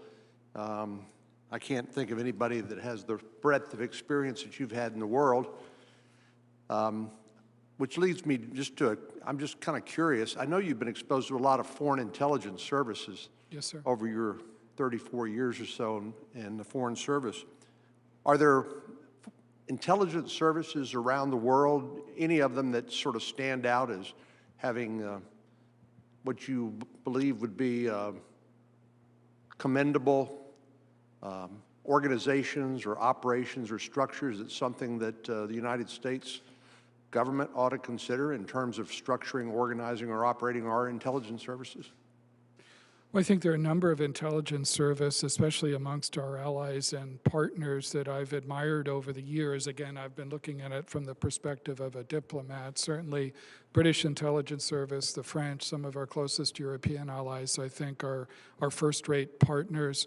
Certainly, the Israeli intelligence services I've known over the years are extremely capable and have also, I think, worked hard on the technology issue that we were discussing before, which is extremely important. We've also had intelligence services who are close partners in the war on terrorism, over the last 20 years, whose capabilities, I think, at least in my experience, have been enhanced over recent years, sometimes because of the cooperation with U.S. intelligence services, and that's going to be extremely important moving forward. So I think there's something we can learn from those intelligence services, and we also have to pay very careful attention to the capabilities of our adversaries as well, whether it's the Russian intelligence services, which I've had experience with over the years, or Chinese intelligence services as well. It's important not to underestimate them.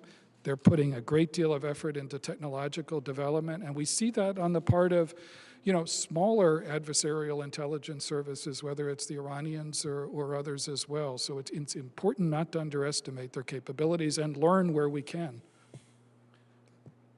On another topic, one of the things we learned from this pandemic is our vulnerability to supply chains from overseas. And I think you and I may have talked a little bit about my interest, along with Chairman Warner and actually Senator Cotton and the whole Congress really now, in reshoring our ability to manufacture the most sophisticated semiconductors.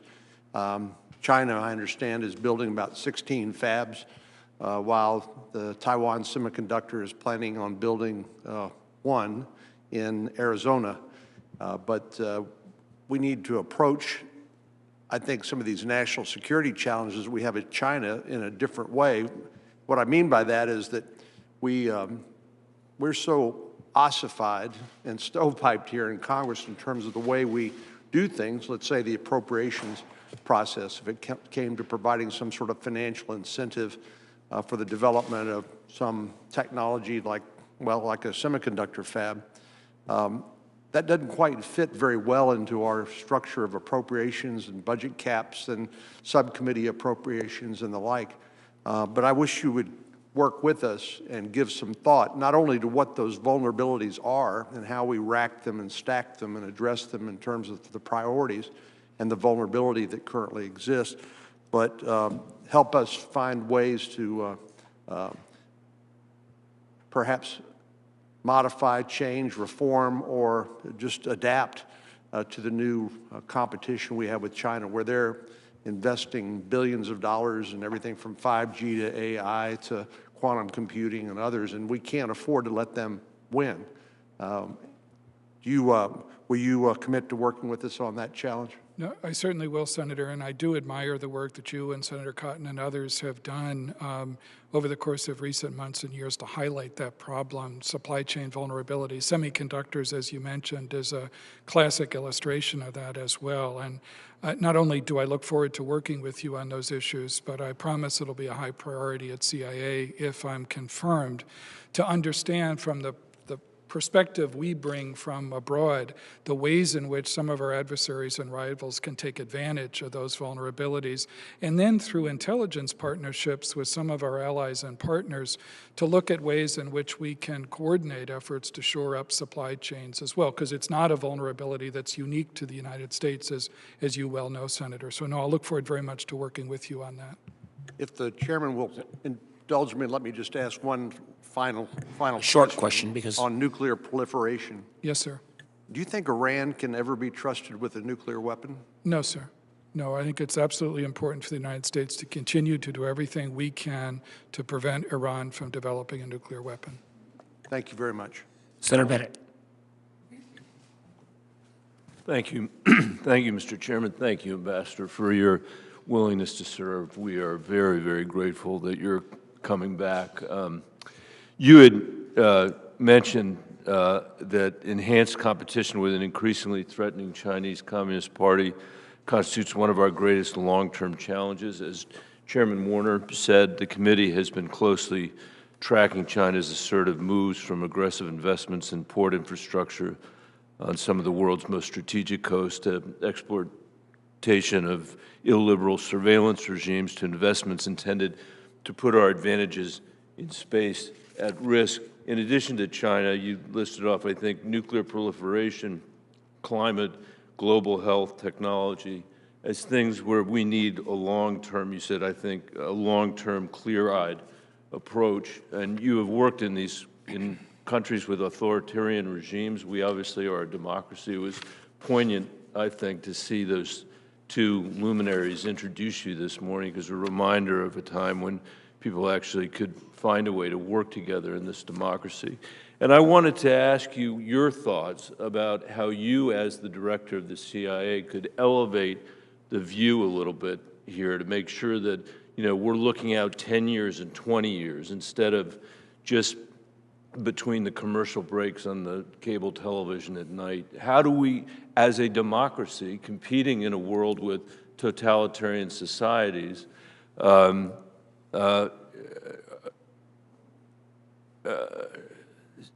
seize an opportunity here to actually compete and win and succeed? I'd just be interested in your perspective about how you can help us elevate our view. Well, Senator, first I think it is important to approach all of those formidable challenges you just described with a sense of confidence, because while I recognize that the international landscape is changing fast, we're in a period of profound transformation.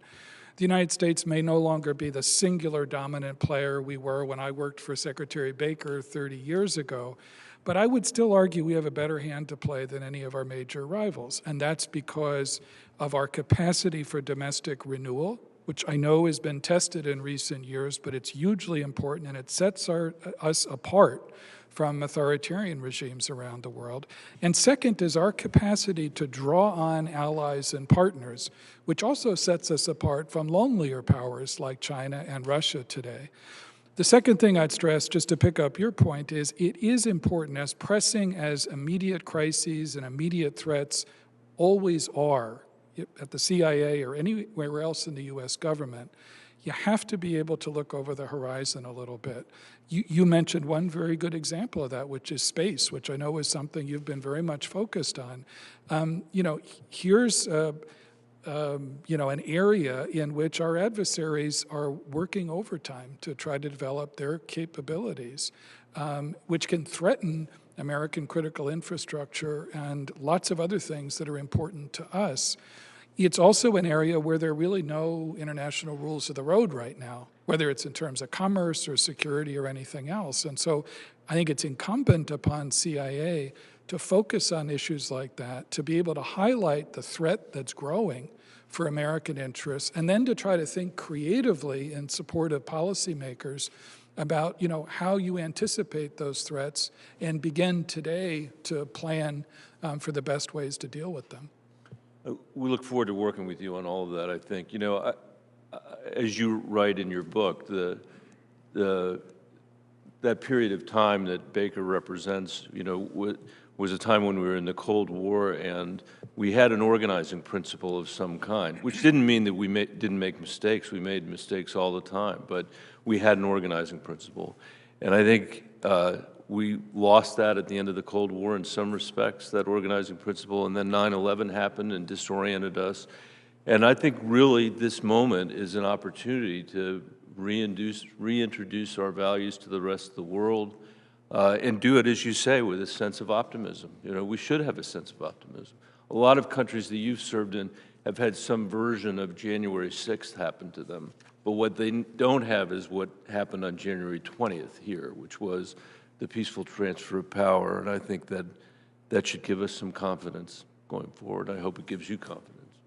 I agree absolutely, Senator. I think we ought to approach, however formidable the challenges are, we ought to approach them with a sense of confidence and optimism. That's what, in my long experience serving overseas for the United States government, whether people like our policies or hate them, what they expect from Americans is problem solving, a sense of possibility, a sense of optimism. That's what they admire most about our society when it's operating at its best. And that's what they hope to see from American leadership in the world. Just as you said, Senator, we don't always get it right. We don't have a monopoly on wisdom. But we ought not to underestimate that core strength that American society has and brings to the world. Thank you, Mr. Chairman. Thank you, Mr. Ambassador. Senator Sass. Thank you, Chairman. Ambassador, congratulations. Thank you for the time you spent with us in the run-up to this. And I'll just say, this committee, as is well known to the members and to you, is different than most committees on the Hill, and it's, I think, usually because we don't have cameras. Usually people don't have any incentive to make grandstanding speeches, and this committee works a lot better than most.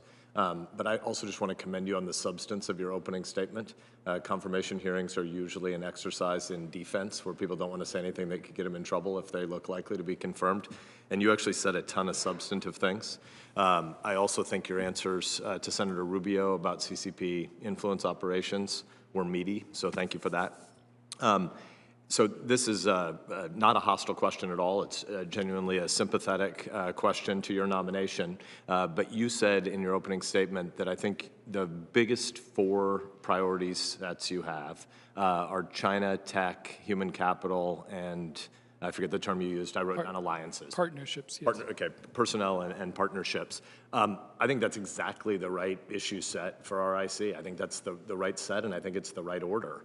First of all, congratulations on having a substantive view of the important calling that you face.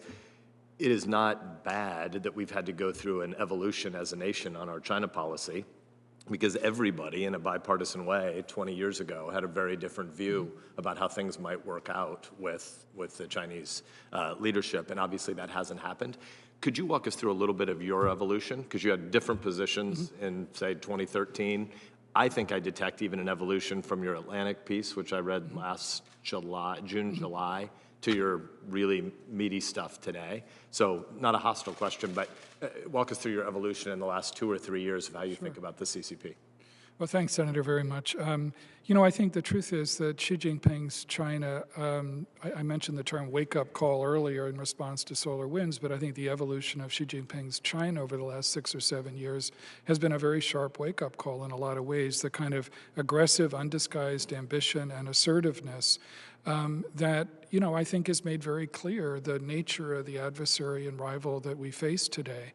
And I think that's been true across partisan lines, not just in the Congress, but across our society. And the challenge, therefore, is how do you build a long-term, and I would emphasize the term long-term, because we have to buckle up for the long haul, I think, in competition with China. This is not like the competition with the Soviet Union and the Cold War, which was primarily in security and ideological terms. This is an adversary that is extraordinarily ambitious in technology and capable in economic terms as well.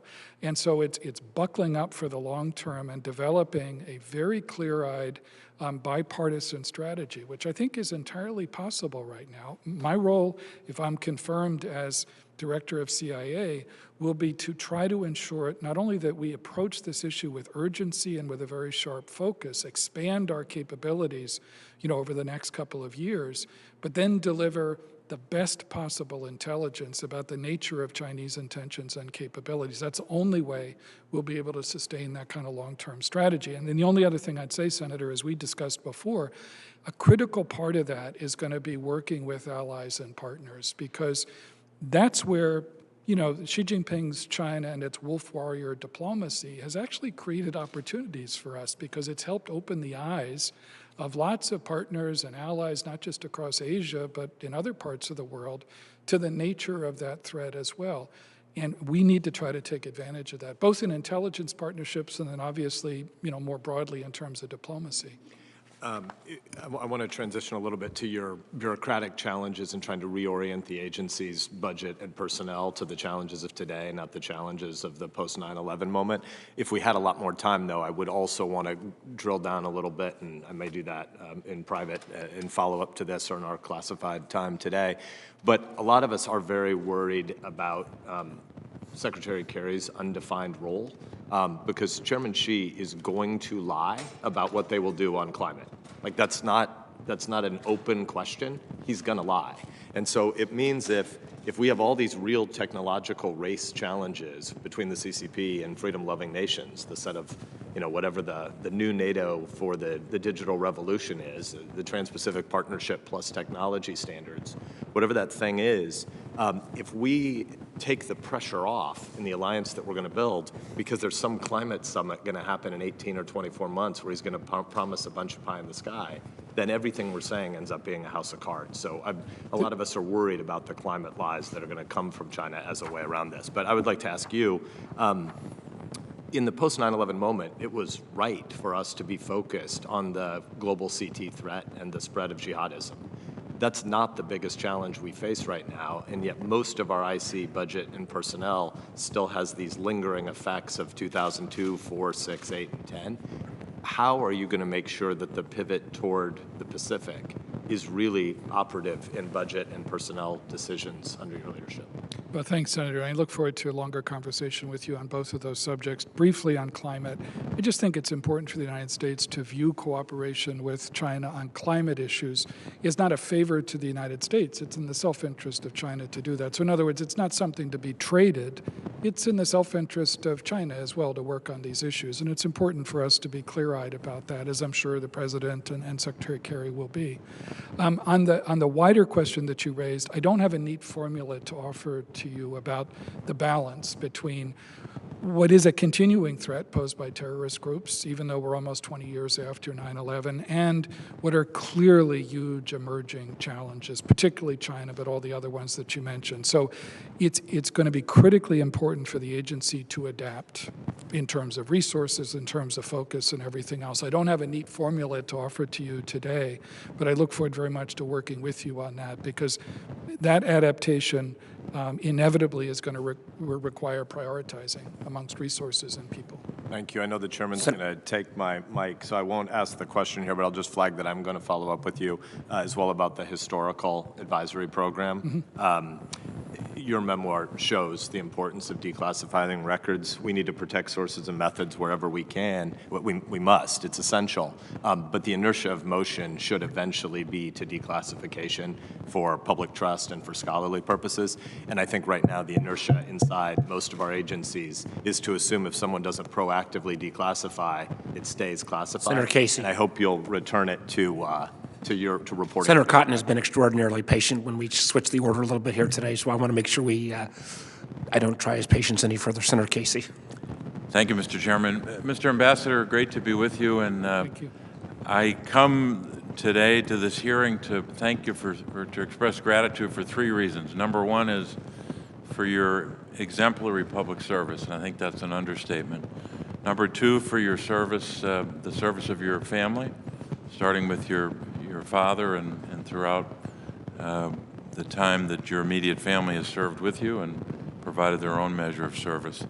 I'm especially grateful that your father has roots in Pennsylvania, and as I think you've told me before, specifically in Scranton, Pennsylvania, which Yes, sir. provides a special recognition for me. But most importantly, maybe for today, your recognition in your opening statement of not only the service, but the sacrifice of the men and women of the CIA. You talked about those personal moments that you had in front of that agency memorial wall and knowing some of those who had lost their lives. So I appreciate the fact that you recognize them. I wanted to ask 2 questions. One is country specific, and one is more broad about our national security threats. The staff drafted a very good question for a new member that I'll use. But on China, you said, and I'm quoting in your opening statement, outcompeting China is key to our national security. And I agree with that. Number 2, when I consider the threats, the economic threats that China poses to a state like Pennsylvania, I've often said that when China cheats, we lose jobs in Pennsylvania. So I guess just in terms of the threats posed by China, I guess by way of kind of itemization or prioritization, how do you rank them? Technology, economic, military? How would you assess the basic threats that China poses?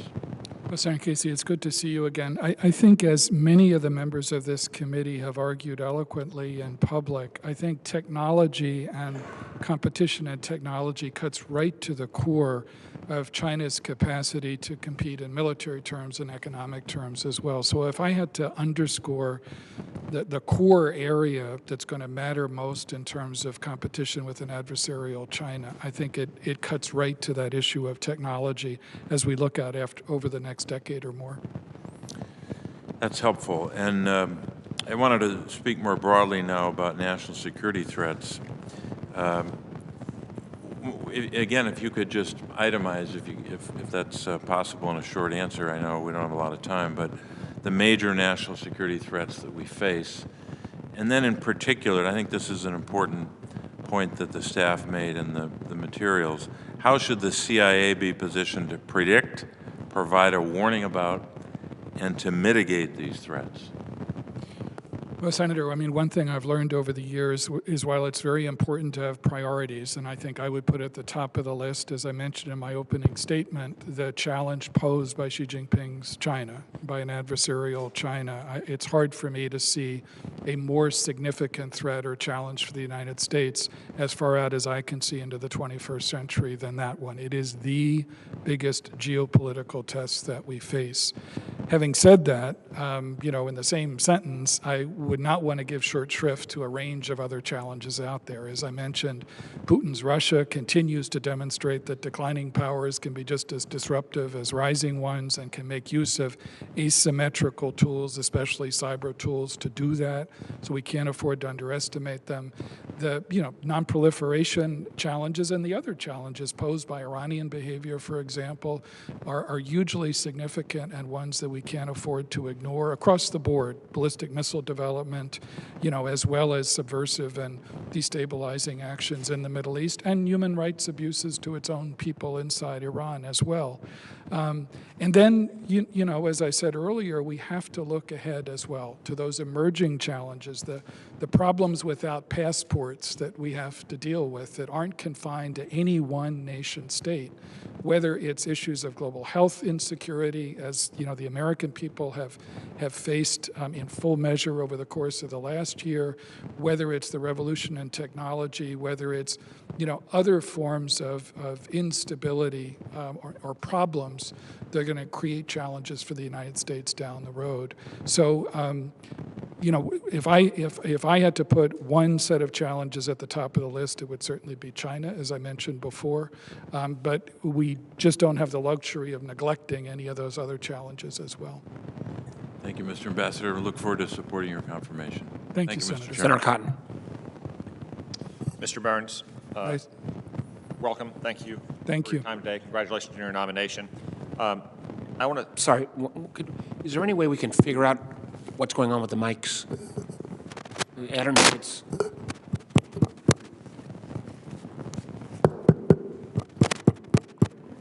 Testing, testing.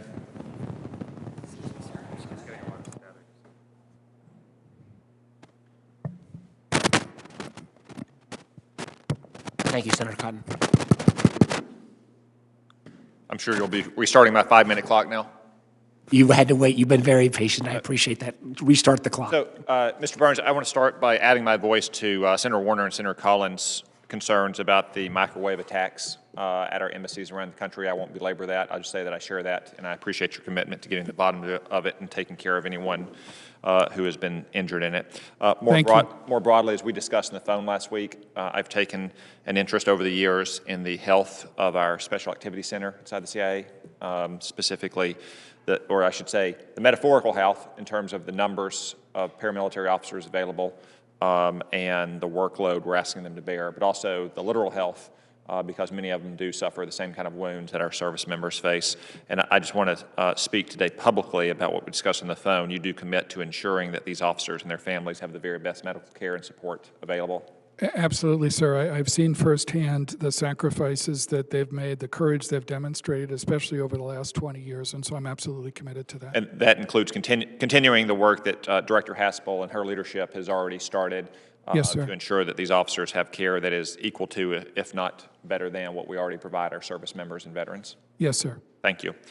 I want to touch briefly on another point that we discussed. You're probably aware that I briefly held Director Haynes' nomination to be Director of National Intelligence after an answer to one of her questions had implied that she might reconsider some actions taken on long-concluded accountability review boards related to long-closed terrorist detention programs. I'm troubled by some media reports I've seen that suggest a senior CIA officer who was detailed to the DNI has recently had his portfolio reduced because of his involvement in that program. I would just like to get your commitment that if confirmed, you'll abide by the determination of the Obama administration not to resurrect any efforts to prosecute or take administrative action against or prejudice in any way in any future promotion or selection panels for any CIA officer involved with those programs that were conducted under DOJ guidance and presidential direction. Yes, Senator. As I mentioned earlier, you have my commitment not to take actions against or prejudice the careers of officers who may have worked on those programs in the past when they were operating under Department of Justice guidelines and at the direction of the President. Yes, sir. Thank you. We also talked in our phone call about the importance of everything the CIA does, but the centrality of the collection of foreign intelligence. And to put it in military terms, that collection is the main effort at the CIA. Yes, sir. And that means primarily the Department or the Directorate of Operations, but also other elements of the agency in science and technology and the new digital directorate. You agree that collection of foreign intelligence is the main effort at the Central Intelligence Agency? It's the core of CIA's mission. Analysis, in other words, what you do with that collection to put it in a form that's going to be most useful to policymakers is obviously critical as well. But at the core of what the CIA does is that foreign collection, and particularly human intelligence. And that's because the collection of foreign intelligence, put in layman's terms, stealing foreign secrets, is what allows those analysts to have an even richer analysis than what they would have if they were only using publicly available sources, the way, say, an academic or a think tank scholar might. That's correct. And it does involve, as you said, stealing secrets and doing it in a way that's superior to what our rivals and adversaries try to do. Thank you. We also talked about covert action. I shared my views that too often administrations in the past of both parties have viewed covert action not as a supplement to policy, but as a substitute for policy. Would you agree with that assessment? Yeah, and I think it's one of the big dangers. I mean, I haven't had a chance to be briefed in detail on existing covert action programs, and it's something I look forward to talking about in closed sessions in the future. But your point about connecting covert action programs at the direction of the President to coherent policy is absolutely crucial. It cannot be a substitute for sound policy choices. It is, though, however, in many cases, a sound supplement to a broader foreign policy, and that we should not have a reluctance to use it where it is yes, sir. As one tool in a coherent strategy and policy, I absolutely agree with you. When you were out of government, you said, quote, "It is simply impractical to think that the United States will provide significant sanctions relief without assurances that Iran will immediately begin negotiations on a follow-on agreement that at least extends the timelines of the deal and addresses issues of verification and intercontinental ballistic missiles." I agree. If confirmed, Mr. Burns, will you provide that same realistic assessment to the administration, even if it contradicts the administration's preferred policy approach to negotiations? Yes, sir. Senator, on Iran, as well as on the whole range of other issues, it'll be my obligation, if confirmed, to deliver those intelligence assessments in a straightforward and unvarnished way. Thank you, Mr. Burns. I look forward to talking about some of these other matters later this afternoon. Thank you, sir. Thank you, Senator Cotton. We now have Senator Gillibrand on WebEx. Thank you, Mr. Chairman. Over the last year alone, according to public reports, Russia attempted to influence the 2020 election and stoke discord in our country, attempted to assassinate a prominent anti-corruption activist using nerve agent, and perpetrated the SolarWinds hack, one of the largest cyber intrusions ever that breached sensitive U.S. government systems. Obviously, you've served as ambassador to Moscow, you speak Russian. Where do you think we should start with the Kremlin? And if you are confirmed, what would be your approach to this profound challenge? Well, Senator, it's nice to see you, and I enjoyed our conversation earlier this week. Yeah, certainly I think it's a huge mistake, as I said earlier, not to underestimate the challenge and the threat that Vladimir Putin's Russia can pose to the United States. My own view in the past, both serving as a policymaker and then as a private citizen, has been there's no substitute for firmness and consistency in dealing with Putin's Russia and working as closely as we can with allies and partners who share those same concerns. I know the Biden administration is soon to produce an assessment of all of those issues that you just mentioned, from SolarWinds to the poisoning and then the cruel absurdity, as the chairman has put it publicly, of sentencing Alexei Navalny to years in a penal colony for failing to check in with his parole officer, when the reason he failed to check in is that he was in a coma, having, after an attempted assassination attempt, clearly sponsored by the Kremlin, to poison him to death. So there's a whole range of issues on which I know this assessment will not only provide the best intelligence that we're capable of on exactly what happened in those instances, but also a sense of the consequences for them as well. And so if I'm confirmed, I look forward very much to participating in that effort and in what flows from it in the future. So the short answer, Senator, is I think there's no substitute for firmness and consistency and being clear-eyed, because the reality is that I think in terms of American policy of U.S.-Russian relations, as long as Vladimir Putin is the leader of Russia, we're going to be operating within a pretty narrow band of possibilities, from the very sharply competitive to the very nastily adversarial.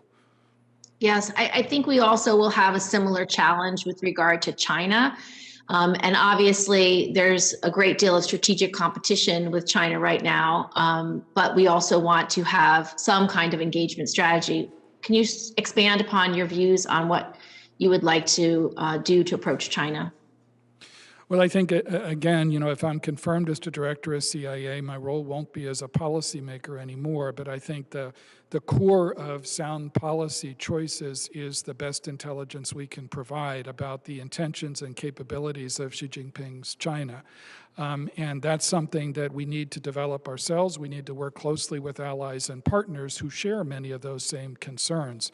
So, as I said earlier, Senator, I think it's absolutely important to be quite clear-eyed about the long-term nature of that challenge from, an adversarial China under Xi Jinping's leadership, and to help policymakers think through the various ways in which those threats can emerge, to look carefully at vulnerabilities, whether it's in supply chains or in other areas, and to always be mindful of the value for the United States of working closely with allies and partners in developing that intelligence, but also in developing and executing smart policy. And your third large challenge, or at least for the nation, President Biden, is Iran. And I know you were instrumental in the negotiations under the Obama administration. What do you think the approach will be with regard to Iran? Well, I've always thought that the key to dealing with the variety of threats that are posed by Iran today is a comprehensive strategy, of which preventing Iran from developing a nuclear weapon is only one part. It has to be a strategy that pushes back against threatening Iranian actions, whether it's in developing ballistic missiles, in destabilizing its region, or subverting other governments, or human rights abuses against its own people. And so I think in all those areas, we have to be mindful of the fact that even if Iran returns to full compliance with the Comprehensive Nuclear Agreement, and the United States does as well, as President Biden said he's prepared to do, that then needs to be a platform, Secretary Blinken has emphasized this, a platform for building longer and stronger nuclear constraints, and also for dealing with those other areas of threatening Iranian actions that I mentioned before. I know that's easier said than done, but that needs to be the clear strategy, it seems to me. And my role, if I'm confirmed, will be to help provide the best possible intelligence as policymakers pursue that strategy. Thank you, Mr. Chairman. Thank you, Senator Thank you, Gillibrand. Mr. Pastor. And Senator Rubio, any other? Okay. Well, Ambassador Burns, you got through the first hurdle, 15 out of 16, and if Senator Risch joins us, we'll get first crack in the closed session. We will, the hearing will go into recess, and we will reconvene at 1 o'clock, and very much appreciate your testimony. And thank you. Again, to echo Senator Wyden's comments, rarely does a nominee come before this committee with this much positive approval, although rarely does a nominee also bring Jim Baker and Leon Panetta as their introducers. So we'll look forward to seeing you at 1 o'clock. Committee stands in recess.